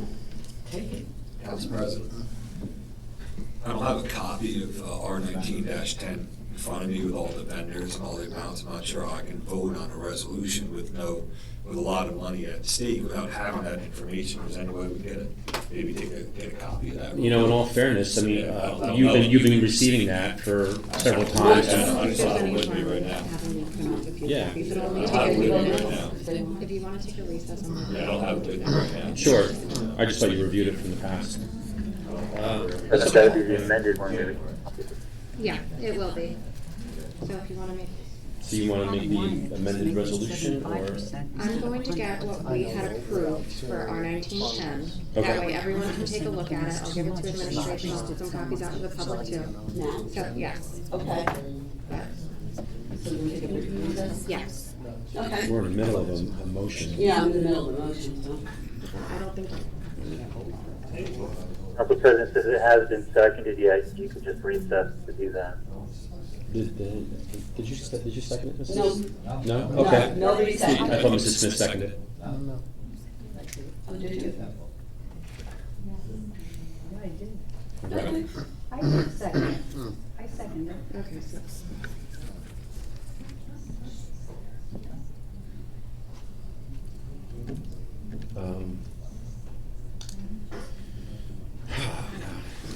You want to make a motion to withdraw the motion so we can get this paperwork for Mr. Sackett? Council President, if there's no second, there's nothing to withdraw. Mrs. Smith. Seconded. Seconded. Thank you. So, Mr. Sackett, you want to make a motion to withdraw this motion?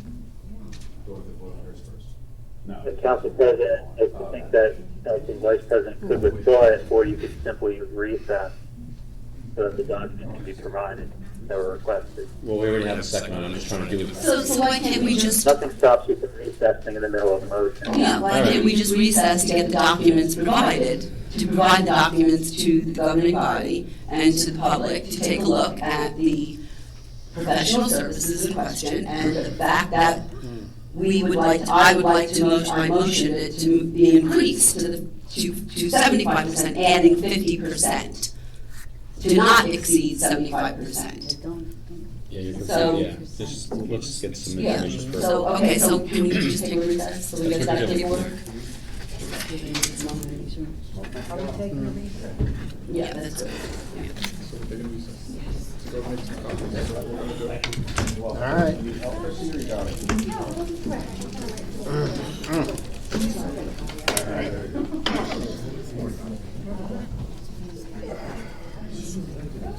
Over here.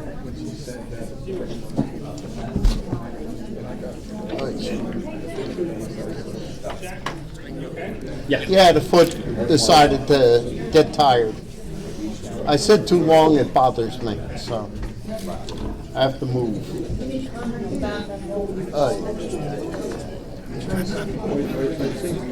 How are you? All right, boss, how are you? Another day in paradise, right? Thanks for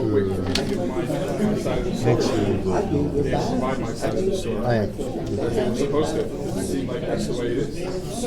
He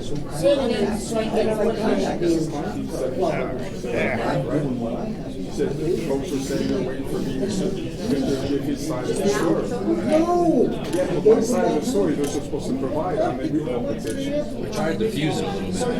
Well, we don't know nothing. I don't know what they did. I gave my statement that I was supposed to be on a recall. I was supposed to be provided to the citizens who are going to sign that petition. It's already there. Let me ask you something. I asked about that. I said, I sit right next to you. We talked about it. I gave you a contact. If she didn't get back to you, you called me. Took my responsibility. No, I don't want to bother you. I don't want to bother you. I go to consume. So it's a legislation issue. I've been sued individually on more than one occasion, which drove up the legal costs. So I was the cause of those legal costs going up. Me being sued as an individual councilman, not once, but twice, back in the summer, once in the fall. And that was thrown out by two different judges. Sell it and maintenance. So it's not proper to sue council people individually. And by suing us individually, we all had to have lawyers, which drove up legal costs. So I'm not the one driving up legal costs. See, we conveniently don't tell the public that, right? We don't, with the real cause of why things are being driven. Also, on my recall petition, my answer in part, it's not the whole thing, was I was accused of one of the committee members, Mr. Rockaway, of not responding to the constituents. Well, this is an email he had sent to me accusing me of missing numerous meetings. I've never missed one meeting, ever. Budget, you name it, never missed one meeting. But he's putting forth that I'm going to respond to in his email. I'm not going to respond to that email when you're lying about me missing a meeting. I had to be on the phone. I had an ill child. So that I'm driving back after potential serious issues going on with his neck. Yes. I was on the phone. I participated fully. Never missed one meeting. Ever. You name it. Budget, whatever. So what they're putting forth to the public is not a true indication of what's going on, quite obviously, right? So when she makes the statement that, oh, citizens, Mr. Paul has a good, they're waiting for what he has to say, well, they're supposed to provide my statement to them at the time of getting the signature. It's already indicated they haven't done that. Okay. Now, Is there anything else I didn't ask? What I do want to say is it seems like it's a political bureaucracy. So we call someone, they do not like the way that person goes. Okay? We have been elected to vote, correct? So when it comes to certain issues, to put forth that prior to January of 2018, prior to me coming up here as a councilman, that everything was equally wonderful is a false narrative, okay? Prior to me coming up here in one of the highest tax towns in Morris, before I even got there, our fields at Peterson Field, they were in disrepair even before I came up here. And furthermore, I was one of the councilmen on record. One of the councilmen in whether it was when Superintendent Rockaway came forward and he was talking about putting an SRO in just in Copeland. I was one of the there was no plan at that point to cover all the other schools. I was one of the forefront saying, no, we need to cover all the schools. Most cost efficient way to cover all the schools. At that point, that wasn't a plan that was in motion at the powers that be. But it's all on. So it's all. This part just asked me. He doesn't do social media.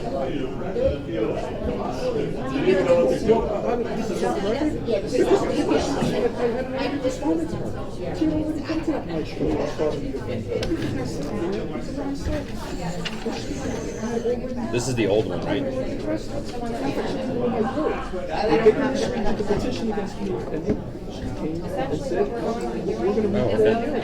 I didn't know that you amended. The issue about size, I'm very of missing numerous meetings. That's why I'm not going to respond. I mean, you really are on top of your shit. So one last question. So I mean, I already responded at one of the prior meetings. I'm going to go through this again. What's the sense? So one last question.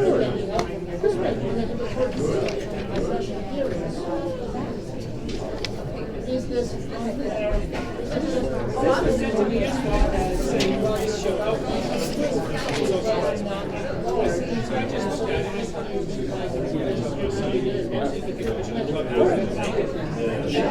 Sure, it's a geographically tight word, condensed, probably the most condensed word of verbal words. And of course that's the way they're going to go. We're still saying you can indict a ham sandwich, you can go up to and make anybody look like they're. So you got it. Ward 1 is Route 46. If you say you are you familiar with Rockaway Township? Okay. Yeah, Birchwood section. If you took your Mount Pleasant and Mount Hope and just went down Mount Pleasant to Rockaway Borough, or Mount Hope down to Dover, you took down that tower level, that square, as you said, it's going digital. That's Ward 1. That's Ward 1. So, but when you say why did I offer, because I had already responded to her when she got at that mic initially and said, talked about recalling start. And I went through this whole thing. And one of your responses was that one of the charges against me was I didn't respond. And that's not true. Respectful people. I've had many good conversations with Mrs. Williams here, Mrs. Lucas. We don't always agree, but they're respectful. They don't accuse me of not being meeting. It says the numerous meetings. He puts it right, I guess. You got to get to puts it right. They've never missed meetings ever. And I had to be on the phone because of an ill son. You go back to that, and you'll see my response to it. Hello, some stuff. Here's what it is, and I'm not resigning. I mean, as far as I'm concerned, she just said they're waiting for your Exactly. response, which means to tell me she's admitting that she's not giving you a response. She said it twice. Hey, Gene. Absolutely. That people are waiting for your response. She's supposed to be providing it. She just told herself that.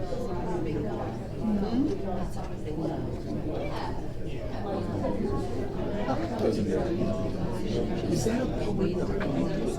I had my friend of mine They still went up on her and let her alone. She said, they never showed Does she think people aren't telling us? Does she really? People aren't. This is what it is. You'll be fine. I don't know. It doesn't matter. I don't either way. I just said it. This is But I don't heard it. Go walk it. Go. We'll figure it out. Really? I said to him prior to January 2018. The original one was larger. Yeah, that was the We still amendment. have one of the highest tax Peterson rates. Field's been like that We didn't have one well. protecting these kids. See, I'm more dangerous when I'm out there when I'm not a council. I realize. Such a liar. Let's hope these people can understand.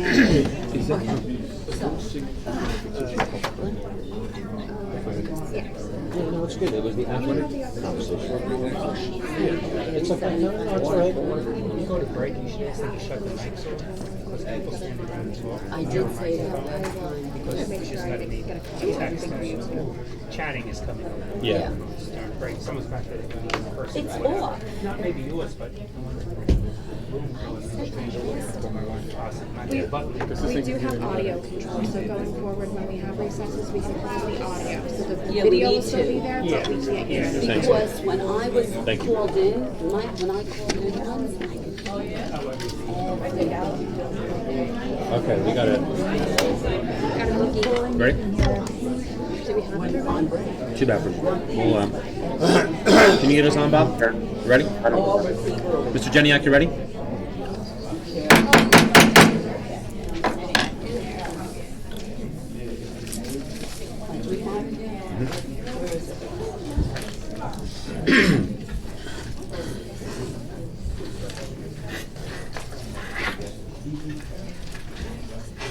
It's right in front of you,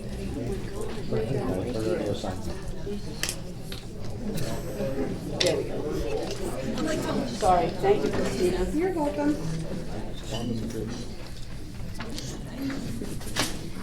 So we have an understanding, Mrs. Palmieri? Everything's okay? So these numbers will be increased. Back on the record, right? Yeah, we are back in the record.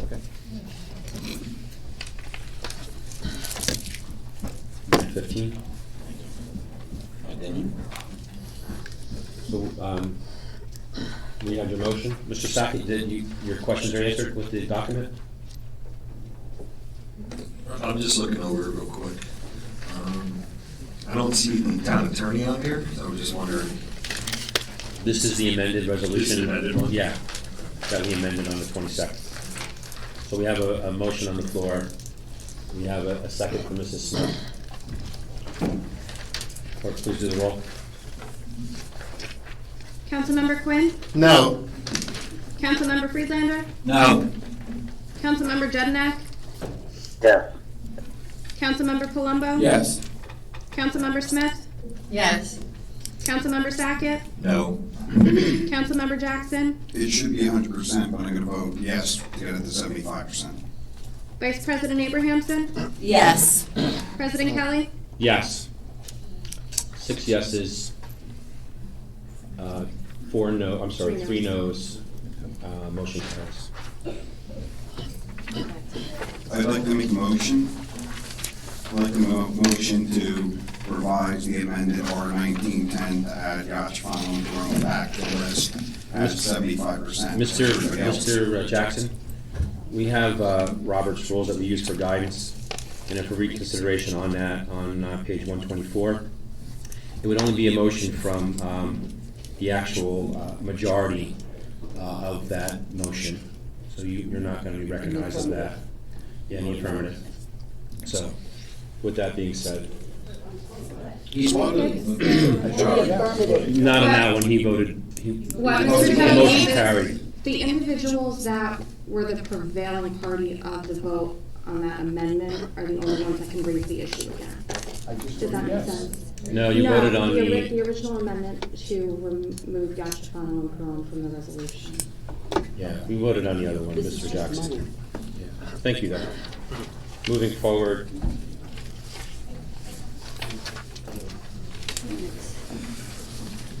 We have approval of minutes. And in the past, just as a reminder that we have minutes for A, B, C, and D.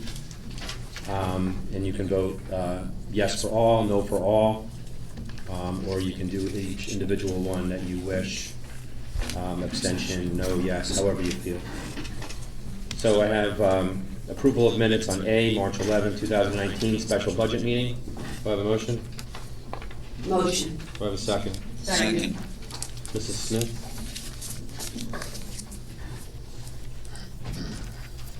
Council President, are you moving all of them together or individually? I was going to do it individually because it seems that in the past it always ends up being confusing if we did it. Do you prefer doing it all? It makes it clearer for me to Thank you record for, everything. thank you for clarifying. So you want to do each one? Yeah. Okay. And even the clerk is requesting to do each one. It's easier for her because of the difference of the vote. So I have a second. Real quick, I don't know if you had a chance to read the minutes that the year was wrong on, unless you edited them. Did you edit them? No, we can, if you want to, what we can do is make a motion to approve with a revision, like we can fix the year in the minutes, if that's your only issue. If there are other issues. I didn't know if it, when we got on these Friday, if we could fix them since that. I just wanted to, make sure we get them straight out. Okay. Did you want me to do anything? He just did now. Just yeah. Oh, just on the yeah. Can you do the roll call on A? Councilmember Quinn? Yes. Councilmember Friedlander? Yes. Councilmember Jednak? Yes. Councilmember Palumbo? Yes. Councilmember Smith? Yes. Councilmember Sackett? Abstain. Councilmember Jackson? Yes. Vice President Abrahamson? Yes. President Kelly? Yes, I got 8 yeses, 0 no's, 1 abstention. Motion carries for A. I have B, March 14, 2019, special budget meeting. Do I have a motion? I'll motion. Mrs. Smith? Who was second? Me. Mr. Freelander? Thank you. Councilmember Quinn? Yes. Councilmember Friedlander? Yes. Councilmember Jednak? Yes. Councilmember Palumbo? Yes. Councilmember Smith? Yes. Councilmember Sackett? Yes. Councilmember Jackson? Yes. Vice President Abrahamson? Yes. President Kelly? Yes, I have 9 yeses, 0 no's, 0 abstentions. Motion carries. I have on C, March 15, 2019, special budget meeting. Do I have a motion? I'll motion. Mrs. Smith? Second. Mrs. Abrahamson? Clerk, please roll. Councilmember Quinn? Yes. Councilmember Friedlander? Yes. Councilmember Jednak? Yes. Councilmember Palumbo? Yes. Councilmember Smith? Yes. Councilmember Sackett? Yes. Councilmember Jackson? Abstain. Vice President Abrahamson? Abstain. President Kelly? Yes, I got 7 yeses, 0 no's, 2 abstention. Motion carries. I have D, March 26, 2019, closed session. Do I have a motion? Motion. Do I have a second? Second. Mr. Freelander? It's me. Freelander for the second. Please do the roll. Councilmember Quinn? Yes. Councilmember Friedlander? Yes. Councilmember Jednak? Abstain. Councilmember Palumbo? Yes. Councilmember Smith? Abstain. Councilmember Sackett? Yes. Councilmember Jackson? No. Vice President Abrahamson? Abstain. President Kelly? Abstain.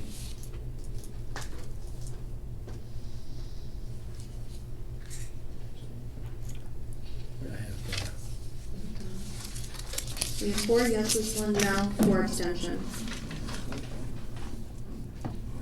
That would carry, correct? Yeah. Motion carries.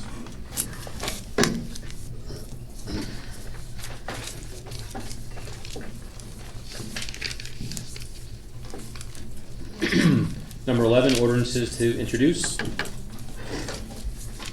We have A, it says 019-07, amending Chapter 2, Rules and Procedure, Meetings of the council, subsection 2-5.2, regular meetings of the revised general ordinances of the Township of Rockaway. Mr. Dyer, could you just give us a little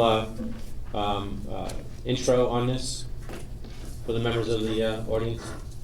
Don't have an intro. In regards to What's it about? I think Mr. Mitchell would be best to ask. it's right here. I can read it. No, I just thought this. I'll interject when it's about 1907. 1907 deals with the January 1st meeting, the issue that we had this past January and the lateness of council meetings. It's an ordinance that deals with giving us some flexibility because there were some issues at the January 1st that we had to have it on New Year's Day. And there was some go back and forth, so we want to put in our ordinances to give us some flexibility that if that reorganization meeting falls on January 1st, that we can reschedule it. And the second part of it deals with the 11 o'clock, the lateness of the meetings going till 12:30, 1, 2 o'clock in the morning. People walking out of here exhausted. Our administrative team walking out of here exhausted. So this was presented from the administration, from myself, to give us a reasonable time frame to end these meetings at 11 o'clock. I think that's reasonable. 9 to be good. I'm finished. Thank you very much for that. Thank you. You okay? Absolutely Okay. Anybody else have any questions or any discussion on it? Clerk, please do the roll. We need a motion and a second. Oh, I'm sorry. I'm sorry. Motion. Yeah. Second. Second with the motion.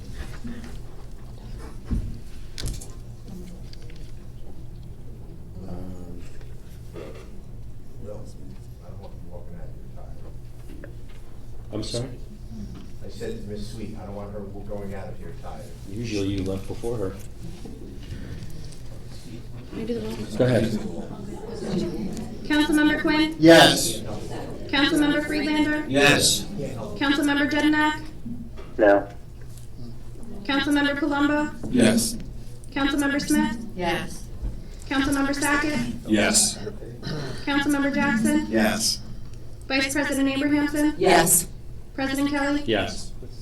We have 8 yeses, 1 no, 0 abstentions, motion carries.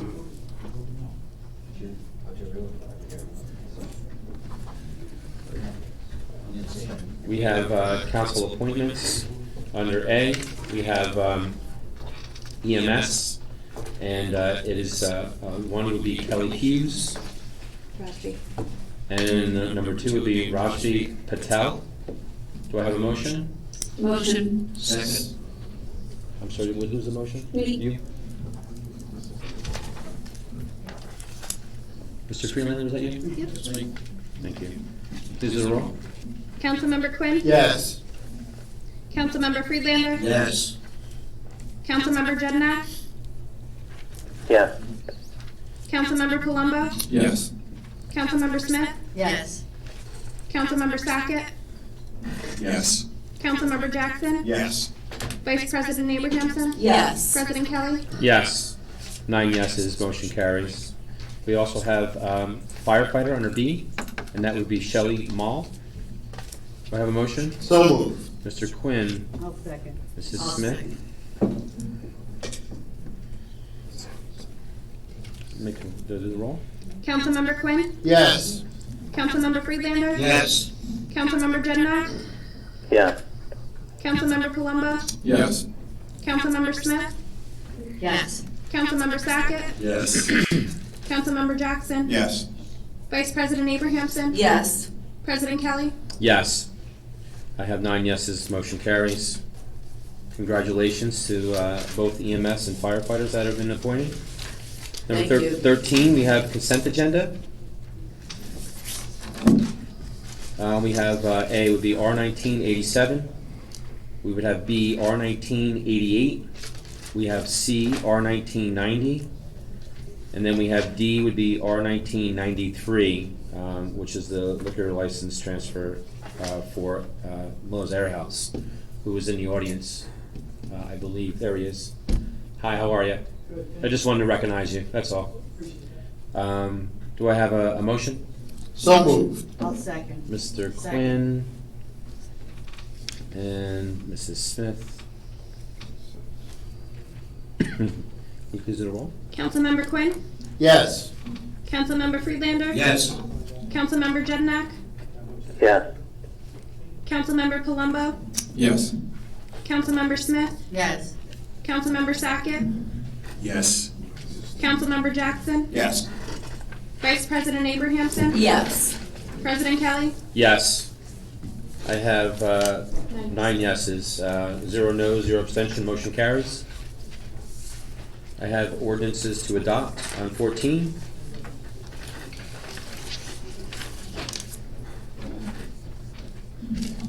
I have.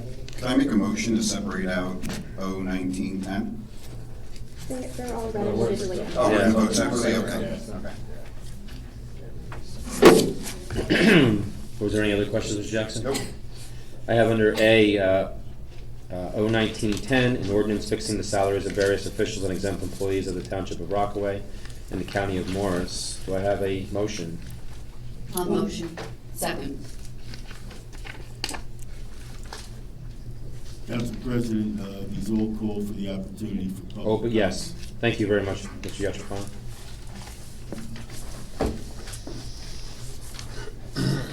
At this time, this is open to the public. If anybody from the public wishes to speak, please come up to the microphone.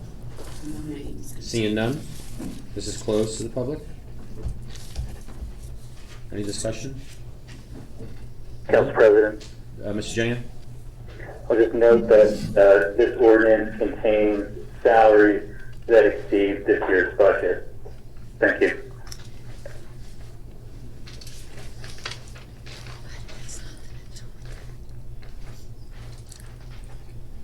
Anybody else have any discussion? No?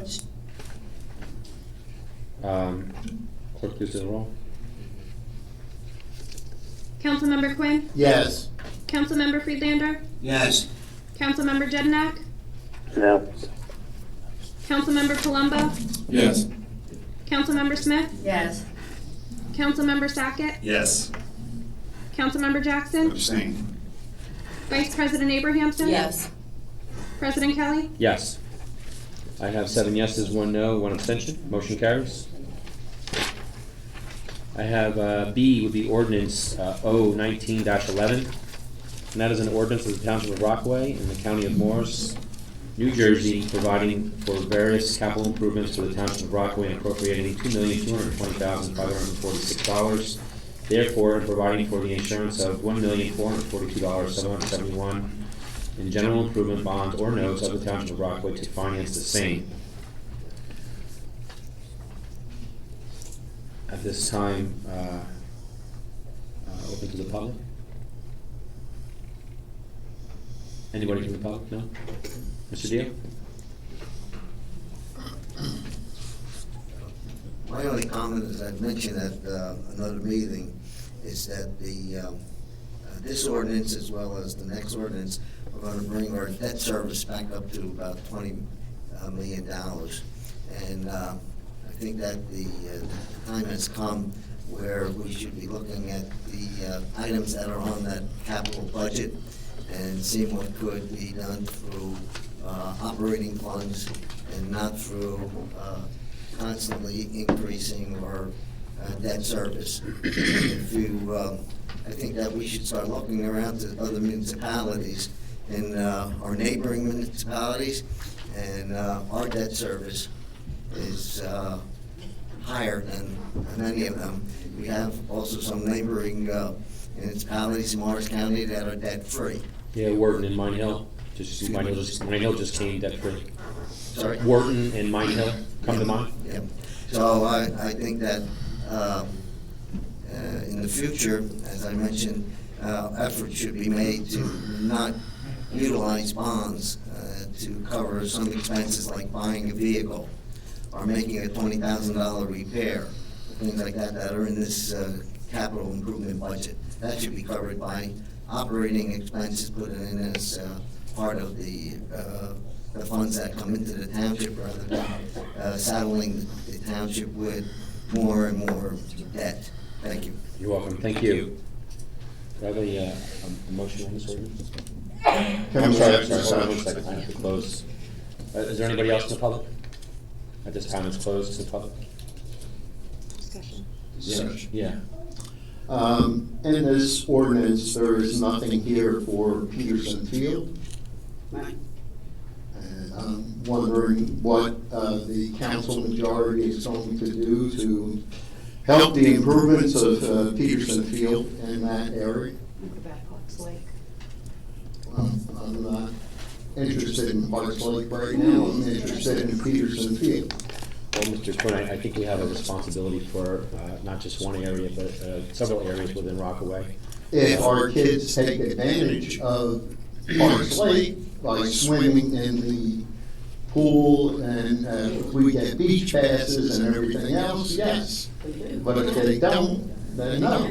Well, Rockaway Township, if I may, getting into that with recreation over there, and Mayor Gruder and their recreation director over there, Mr. O'Connor, as well as their council president, Mr. Mulligan, they've already indicated that we are allowed to use those beaches. There's no additional fee. Unlike with Mount Hope Pond, it's more money to go over Mount Hope Pond versus it's the same rate for residents in the borough as it is for the Rockaway Township to use that beach. I think the question was of the concerns of the lake, our side of the lake, the gazebo itself, ADA compliancy, and some improvements over there. That was kind of the general discussion. I don't think it was a matter of who uses what or what uses who. Everybody has the opportunity to use that. Well, I'm still looking at Peterson Field. In Peterson Field, there is the money to go on for the ballot on a referendum for that. So that's. And who's putting that on a referendum and a ballot? I believe our administration is handling that. We had talked to Mrs. Palmieri at the one budget meeting where we had a affirmative vote. Which I wasn't there, yes. I'm sorry that you weren't here at the time for that. But I think you voted for the minutes for that budget meeting. There wasn't a vote. Oh. No. There wasn't an official vote. It was discussed and. So we're moving forward to find the dates and put it on there for that. So that is going on for the vote for the amounts for a section of Peterson Field. We still are waiting on a master plan though for Peterson Field to see if we can have maybe things done in phases. I know there's been different individuals that have donated plans. Mrs. Fronte, do you actually, has Keller Kirkpatrick or any other firm that we've hired architect that have created a master plan for Peterson Field? I know of the original EI Associates that was created some years ago, but recently I'm not aware of any master plan. And has there been a submission from some members of the public that have? Apart from what was presented at the budget hearing. Yeah, so the only thing that was kind of presented at the budget meeting was only a small little blip of the basketball court, which is going on a referendum for the monies to be approved for that project. I believe the basketball court was discussed as well as the tennis court and potential multi-purpose. Yeah, we were talking about maybe getting donated for scoreboards and stuff like that. But the biggest thing is, though, there's still no master plan of what's going to be done overall for Peterson Field, so we can get a better grasp of what we're going to put our money towards currently right now. Is that correct? I guess we have to get together and discuss what the scope or the definition of master plan, because I believe the rec was hoping that what they presented was a plan of action. But we haven't received that though from this master plan. That you actually have a master plan of action? You had the blueprints, they were presented to you at one of the budget meetings. I'd see We actually went. You're talking about the basketball court or the master plan of? We had the blueprints with the basketball court, with the tennis courts, with the potential multi-purpose fields. That was all presented. That was only like a small little PowerPoint. Yeah, that wasn't anything of a. Mr. Cluzio, there was no plan for the master of that. It was only for the basketball court. Listen, let's drop the master plan. Let's drop the semantics with the master. No, we're not. We need a master plan to move forward on that. Stop calling it a master plan. If you could call it whatever you want. We gave you blueprints. You gave us blueprints. I had Ms. Ferrante, our engineer, leave the meeting, go get specs. Mrs. Ferrante? Actual numbers that she gave you that for costs of particular items. Mrs. Fronte, what you gave us was just for the basketball court, nothing else with with Peterson Field. Is that accurate to say? And then, in further of that, you took the plans back, and then they were also requested afterwards. Mrs. Ferrante, please. And you had taken those plans back. Is that accurate to say? And then they were requested again, and they weren't given to members of the council. Is that accurate as well? That's accurate, yes. Thank you. But what was presented was more than just the basketball courts, but, I think further discussion is. But that was the required. PowerPoint of those couple of pages that you also wanted back as well. Is that correct? No. Because you took all them as well from No. us. The PowerPoint was yours. Yeah, well, they were given back to everybody. PowerPoint, blueprints. Yeah, Mr. Puzio, there were 4 pages of very minimal what was there. Council President, don't tell me what they were. They were All right, plans from an architect. Mr. Mayor, I'm not going to argue with you. Kilpatrick. I could have her pull them out right now, what she showed you. Do you want me to do that? Mr. Mayor, I had asked for him a while ago to get them. Pull out what plans we have. Why don't you go back there? We're in the middle of a motion, Mr. Vote on what you want, but I'm Okay. going to show the plans to the public. So do we have a second on that? We saw them. Other people saw them. Do we have a, Carry on We are. Carry on with your council. No, I know. meeting. I want the public to see what I showed. Right. Can we have a motion, please? Say anything. We have a motion? Yeah, we have a motion. No, we don't. No, we don't. Oh. I motion. Do I have a second? We need to make a motion I'll to second. adopt or not adopt 01911. Yeah. So we have a motion from Mrs. Abrahamson, a second from Mrs. Smith. Yes. Please do the roll. Councilmember Quinn. No. Councilmember Friedlander. No. Councilmember Jedinak. No. Councilmember Palumbo. Yes. Councilmember Smith. Yes. Councilmember Sackett. No. Councilmember Jackson. No. Vice President Abrahamson. Yes. President Kelly. Yes. They use it for other things, not just the field. It's 4 and 4. Who abstained? They did the referendum in 2009. Thank you, I can't count. No, it didn't.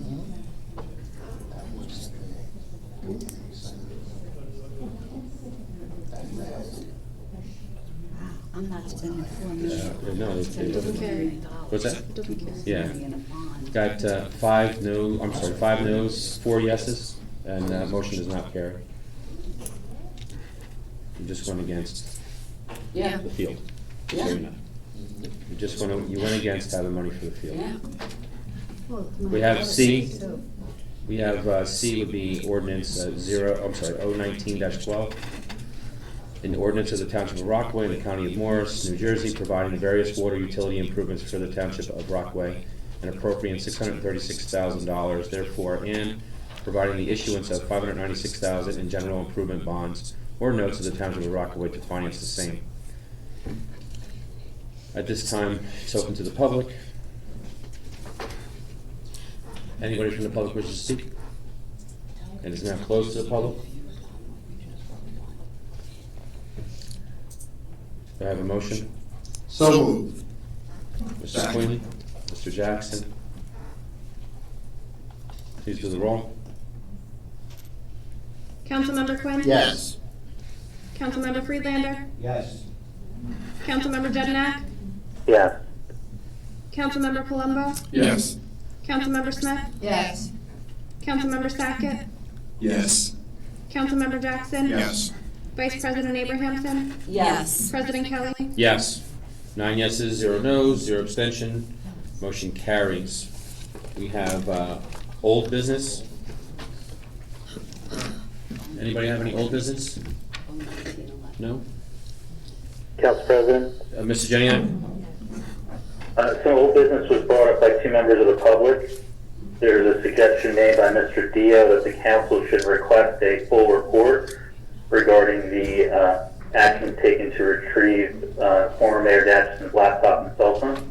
I'd like to make a motion for that report.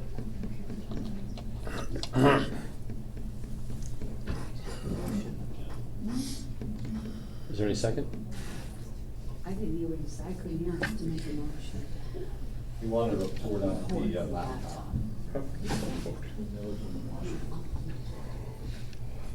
to clarify the report use of the missing laptop and cell phone.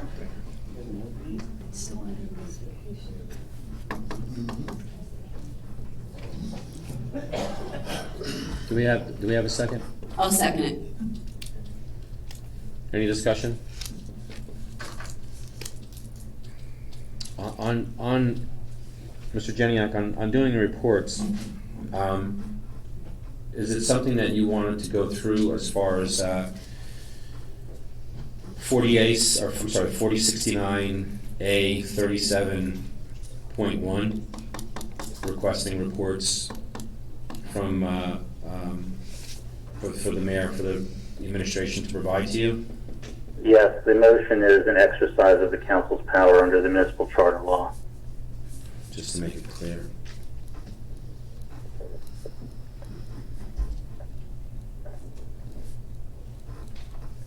And the request, the motion is for a report regarding the missing laptop and cell phone and the efforts taken to retrieve both,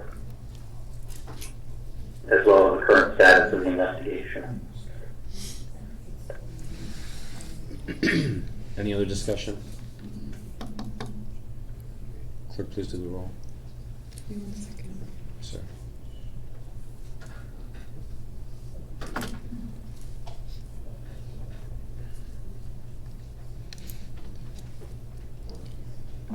Councilmember Quinn? No. Councilmember Friedlander? No. Councilmember Jednak? Yes. Councilmember Palumbo? Yes. Councilmember Smith? Yes.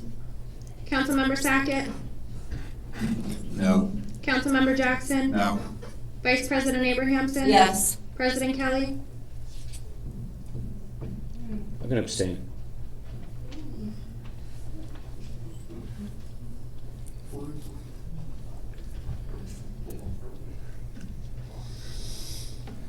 I have four noes, 4 yeses, 1 abstention.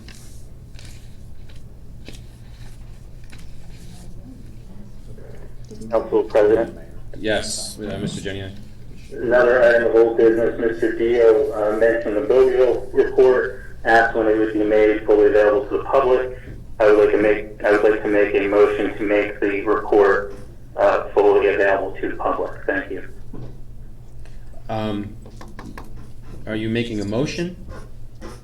Or is this something I'm making a motion to make the Bowville report fully available to the public. Before we asked for a second of the motion, if you recall, I had informed Mr. Dio that I was going to bring that up under new business. Is this something you can wait until then? It's up to your discretion, Council President. I'm asking you if you're willing to maybe withdraw your motion and wait. If you'd like to wait, I can wait. So you're willing to withdraw your motion? Yeah. Thank you. Is there any other old business? Seeing none. New business? Does anybody, before I go, have anything with new business? I have 2 items. Go ahead, Mr. Jackson. The first, I'd like to ask Mr. Yachfano if he could research.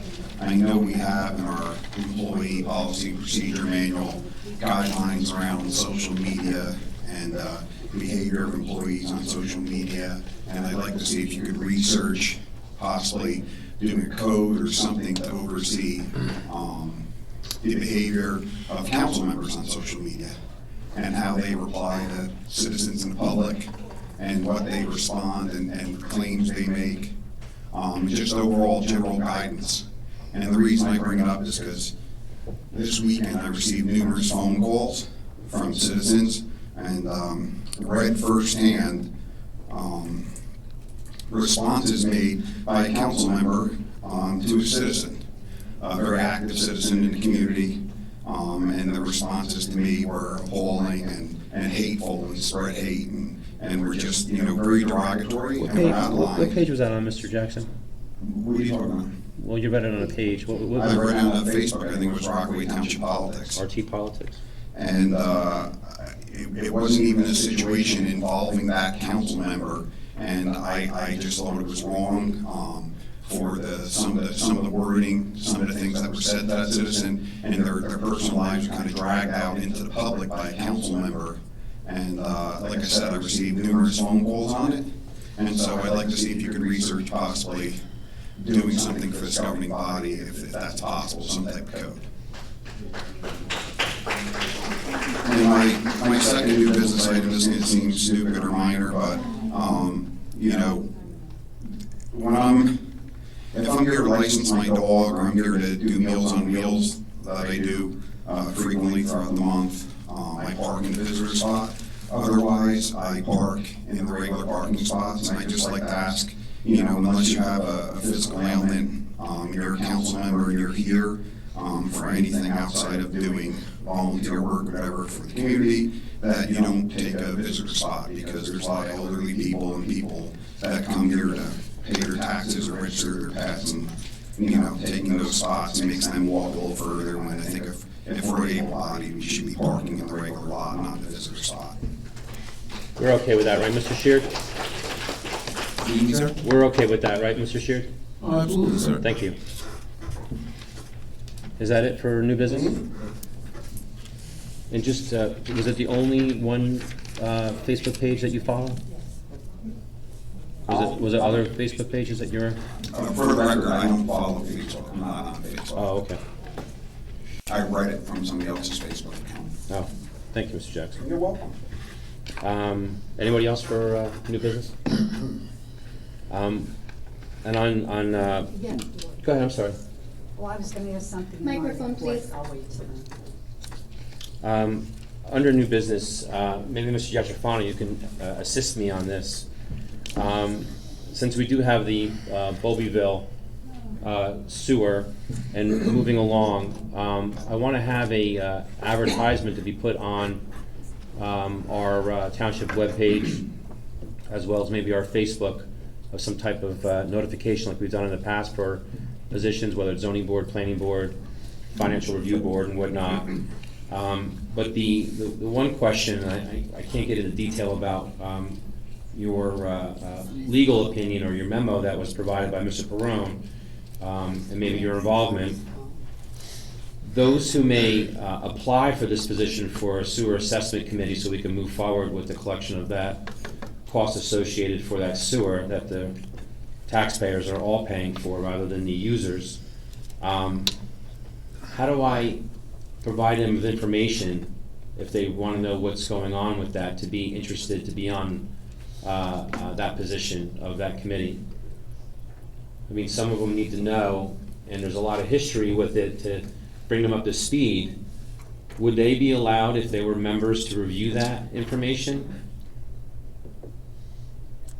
Mr. Kelly, once again, it's clear that you intended to address Bowlbyville in some context tonight, that it's not a thought of the moment, but I'm used to that approach. Thank you, Mr. Giatrofano. Had it been the case, if you wanted to address Bowlbyville, I remind you that we had a closed session 2 meetings ago. That closed session, as far as I was concerned, did not conclude with any direction. Well, we didn't finish our questioning that was there. A lot of answers. That's what I mean when I said it didn't conclude.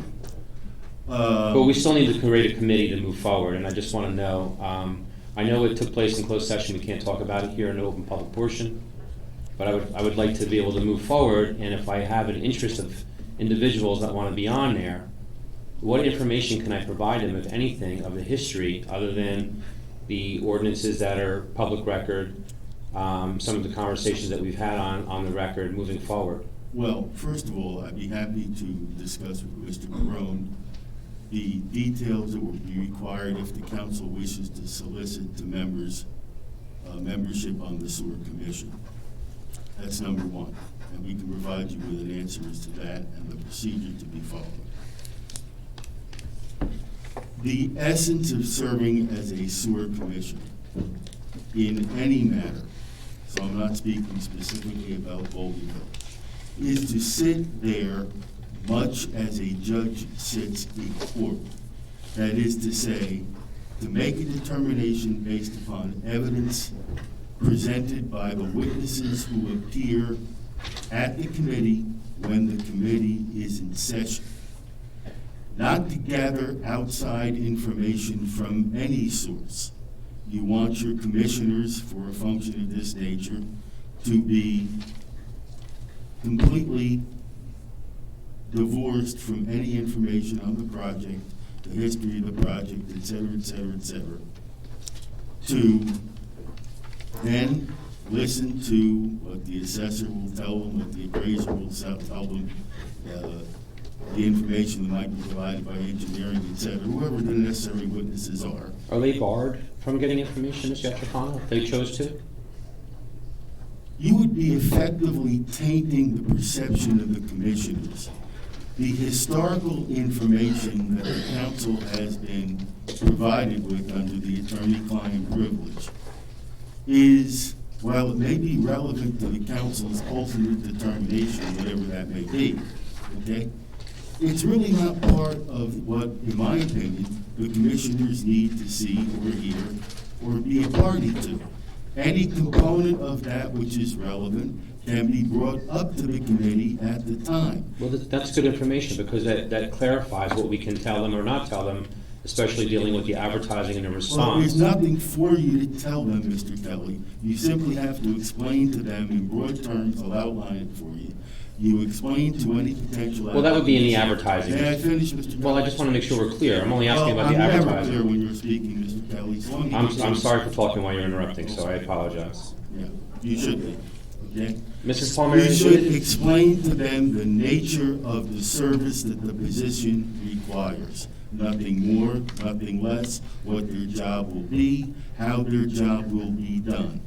It's as simple as that. Mr. Dyer, could you just post something of that nature, get a description of what that committee is, so we can have an advertising for some interest?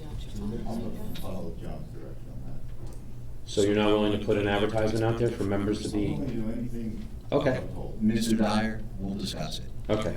I just wanted to get this moving forward, and, you know, I know it's been going on for 25 years, and an additional 3 years from the town attorney reviewing it, and here I am trying to move forward with this, and so if you can get back to me with that, that would be great. So thank you. Too. So, meeting after meeting, you ask Mr. Giatrofano for his legal opinion and questions about his legal opinion on this, you're not willing to pay him. You're not willing to put his name on the professional services contract. I don't understand that.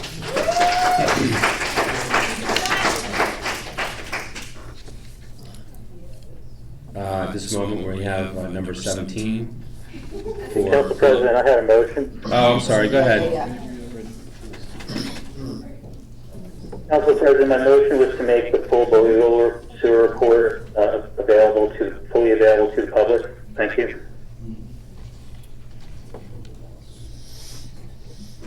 Do I have a second for that? Second. Any discussion? Mr. Jackson? No? Seeing there's no discussion, clerk, please do the roll. Council President, before the vote is taken, I remind the council that the report was presented to the council under the attorney-client privilege. The report also directly involves pending litigation. The council was advised, I will not repeat what the council was advised, but the council was advised in closed session as to the appropriateness of releasing the report at this time. Mr. Giatrofano, is there a possibility of maybe having a more public report with some of the information? I think there was maybe a potential offering of that. If the council outlines the nature of the information it would like to be constituted in a public report, we'd be happy to advise the council whether or not that would be appropriate to do so. However, while there is pending litigation, that is a difficult proposition, but if the council wants us to undertake that job, we will be happy to do it. It's just that in the report, there's so much stuff that's public record, all the ordinances and everything else that was there. So I mean, at minimum, some of that stuff could be released, but you're saying on another end of it, that you don't want any member of a potential member of or a commissioner to review anything, even though it could potentially be public record. No, you're misstating my position, Mr. Kelly, Council President. That's okay. We're in the middle of the motion, so No is there any other That's another discussion? one. Council President, have if one we're thing having to say. discussion. Yeah. Is there anything else, Mr. Jeniak? Yes, with regard to the report itself, no member of the council is in any position to be able to go through it and try to draw a line over what Mr. Iacofano has just suggested be done. Second, it's very concerning that any advertisement would go out to the public, that members of the public would potentially be appointed to a committee such as this and not have an appointment be made or their application for such an appointment be made with the awareness of the contents of that report. Thank you. We have a, is there something you want to? Go ahead. I just want to clear up that this governing body, most of this governing body, isn't looking for who did what. The town people are outraged, most of them, that they're paying for other people's sewers and their own sewer assessment, and a big group did not pay for theirs. They just want the people receiving the service that they had paid for to do the same, because others are paying for their service. I don't think that's a terrible thing to be asking. That's the bottom line. The bottom line. That's how you move forward. The people that have gotten these sewers and these hookups that didn't pay for it, and the rest of this town are paying for it. They're not only paying for theirs that they had to pay for, the other people, they're paying for the people that didn't pay for it. And I think that's an injustice, very unjust to our citizens. And I would just add that there's the entire northern section of the town that doesn't even have the benefit of sewer. Exactly. We've been footing the bill for an area that does have that benefit. Is there any further discussion? Please do the roll.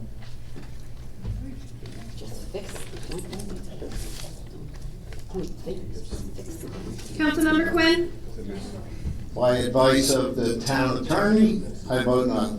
Councilmember Friedlander, Same, no. Councilmember Jedinak, Yeah. Councilmember Palumbo, No. Councilmember Smith, No. Councilmember Sackett, No. Councilmember Jackson, No. Vice President Abrahamson, Yes, the people deserve this. President Kelly. No.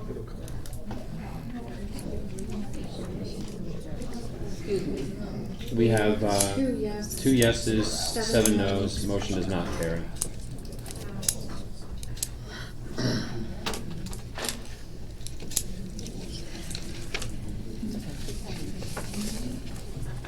At this time, we have number 17, closed session. That would be resolution R 1992, and I'm going to read it entirely. Resolution authorizing executive closed session in accordance with the New Jersey Open Public Meetings Act, NJSA 10:4-6, to discuss pending litigation in the matter of Morris Commons LLC versus the Township of Rockaway et al., docket number MRSL 3271-07. Whereas the New Jersey Open Public Meeting Act generally requires the meetings to be open to the public, and whereas the Open Public Meetings Act further provides that a public body may exclude the public from a portion of the meeting in which the public body discusses items enumerated in the Open Public Meetings Act of NJSA 10:4-12B, which items are recognized as requiring confidentiality. Whereas it is necessary and appropriate for the Rockaway Township Council to discuss certain matters in a meeting not open to the public consistent with NJSA 10:4-12B. Now therefore be it resolved by the Township Council of the Township of Rockaway, Morris County, New Jersey as follows. Township Council shall immediately hold an executive session from which the public shall be excluded. The general nature of the subject discussed in said executive session shall be as follows. Pending litigation in the matter of Morris Commons LLC versus Rockaway Township, or Township of Rockaway et al., docket number MRSL 3271. 3, the minutes of the executive session shall be made available for disclosure to the public consistent with NJSA 10:4-13, when items which are subjected to the closed session discussions are resolved and the reasons for confidentiality no longer exists, which at present is anticipated to be approximately 60 days. In the event that reasons for confidentiality exists beyond 60 days, the public will be advised appropriately. It is anticipated that the council will be in closed session on this matter for 45 minutes. In the event that closed session must extend beyond 45 minutes, the council will recess the closed session and the public will be advised an estimated time required to complete the closed session, or whether the closed session will be continued at subsequent meeting. Following the closed session may take action on a matter which is subject of the closed session. Do I have a motion? Council President, before the motion, could we go through our reports so that the residents that do not want to hang out can leave? At least we can get our reports in to the people that are here.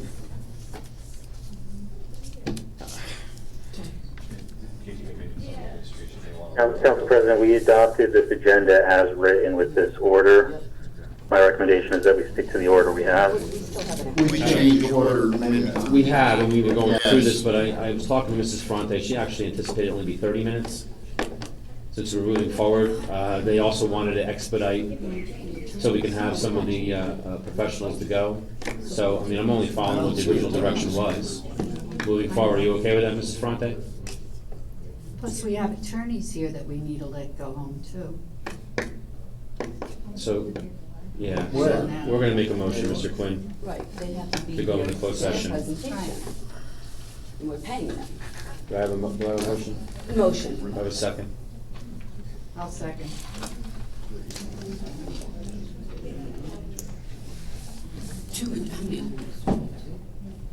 Who was the motion in the second?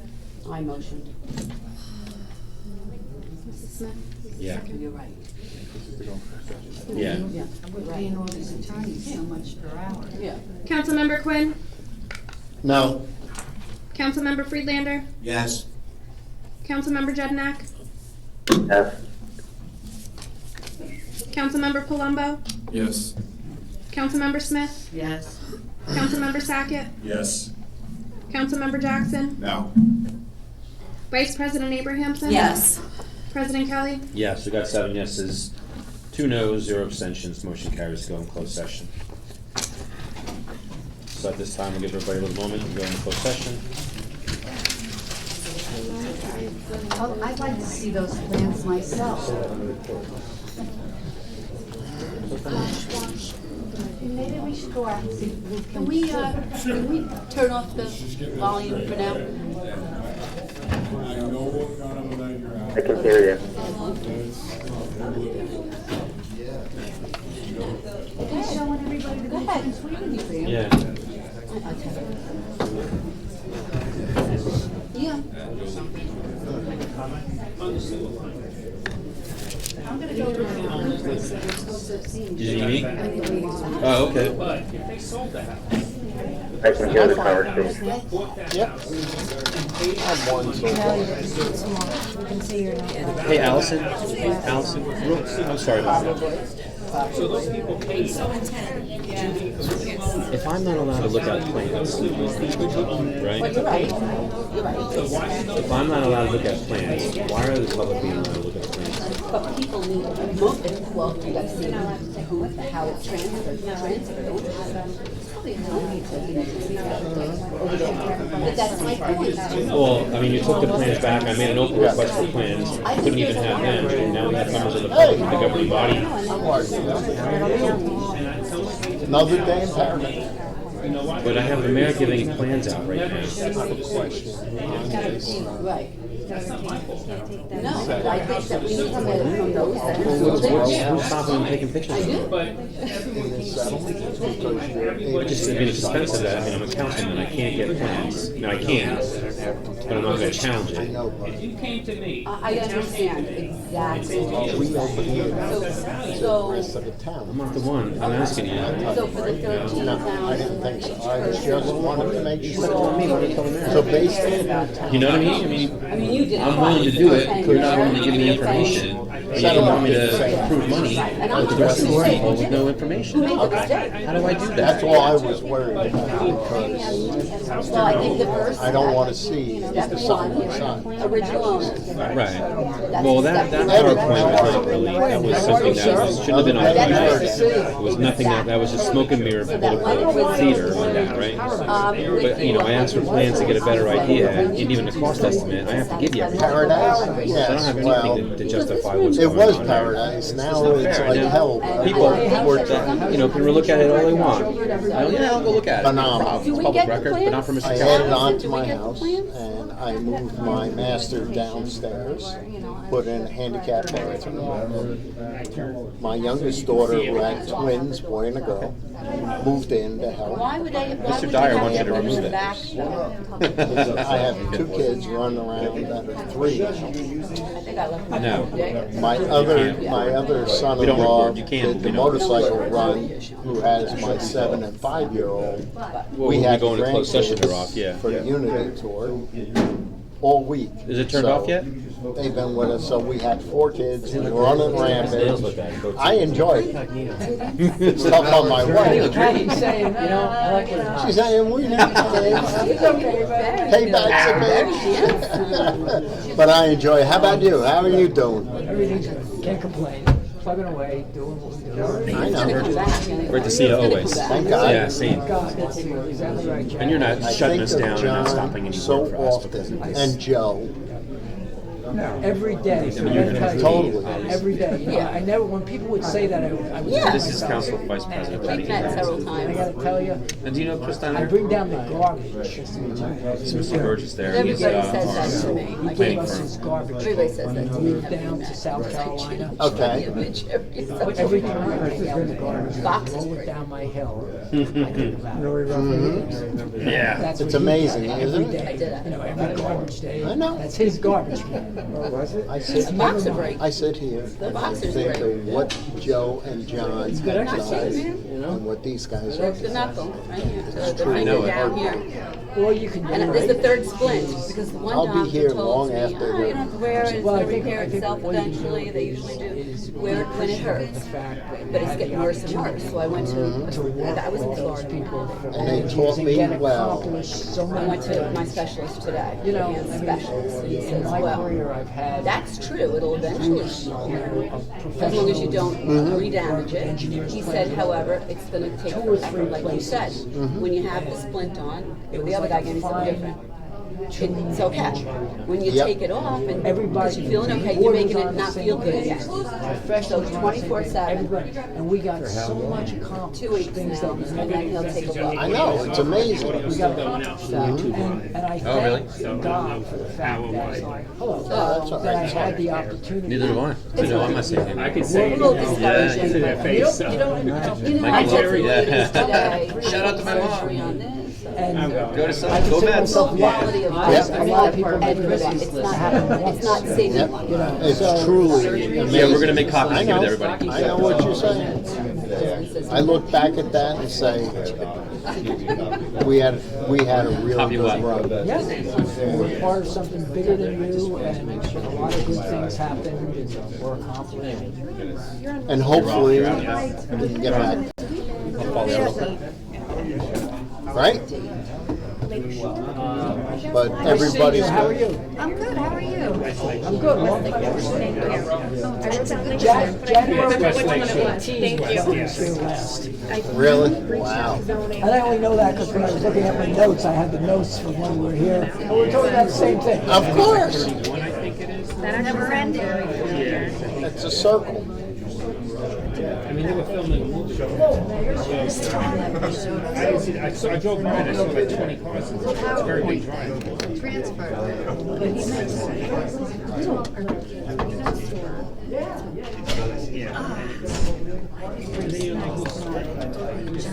No, I'm fine. Yep, thank you. And then they're not supposed to use the facilities and stuff, but the police like that. Then in 10 minutes, my show. Respect that kind of privacy, Yeah. respect of individuals or movies being shot. Yeah. We're trying to help them out. Jeremy will do this until he's done. Thank you. I appreciate that. Unfriggin' believable. Hey, come on. German did that, they didn't come to the last bunch of meetings. Yeah. So, A bunch of work on audio. I trust you, Bob. I would have been there. I know. Every day. Take that away. Nope. Hell, I had the stroke and I was here the following week after I got out of the hospital. Well, I wasn't here when I had the party, So. but I didn't want to give it to anybody either.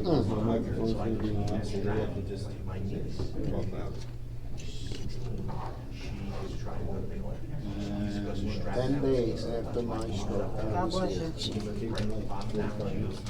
And I ran the meeting. Yep. As soon as I get everybody back in here. Teachers with them. She's in Chile. She's in Germany. All over the world. Wow. All constantly. All over the world. Yeah. She's raised. Yeah. She's been started from. They go from I think middle school all the way to high school. She's been over there all day long. Yeah. Yeah, it's amazing. Yeah, I watch her on films.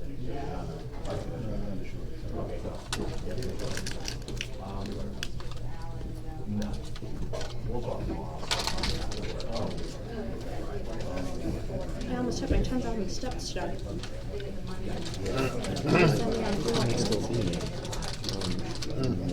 All right, are we ready? Yep. Let's get this show on the road. I was recording. It's playing, isn't it? It's streaming the back. Oh, we turned it Where around. the other guys? That's good. Hopefully we get paving on Richard Meyer Road on Monday.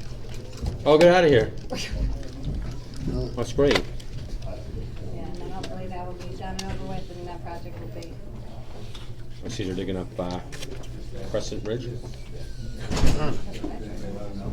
Just putting in an unnecessary catch basin. Did the contractor ever come back and clean that mess up?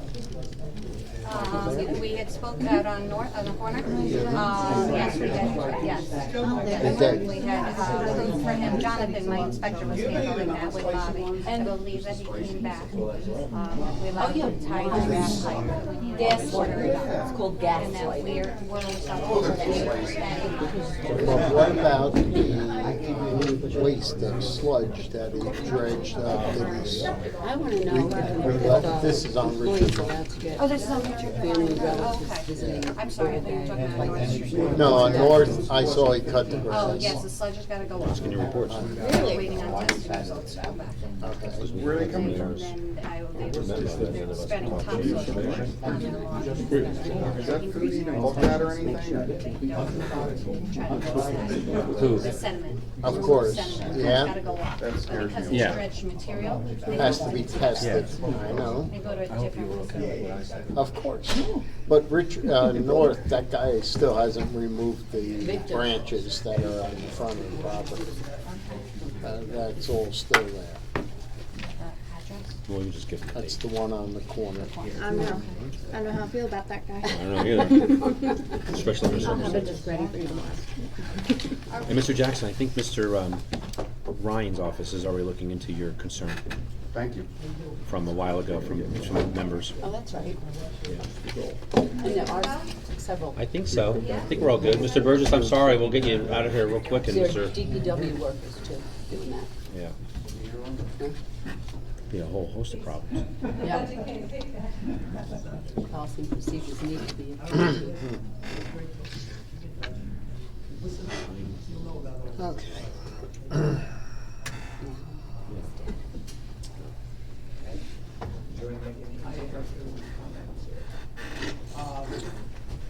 Good evening. How are you? All right. I'm fine, how are you? We're doing great. I just wanted to, I mentioned to a few people that the last time I was here was January 2018, and it was on the same topic. Yep, yep. But later, though. That- I think it was later, yes, right? Much later, Yeah. you're absolutely right. Yeah, I was here that. And Joe was here that night. It was like 11:30. Yes. And just very briefly, and Joe's got her way out here.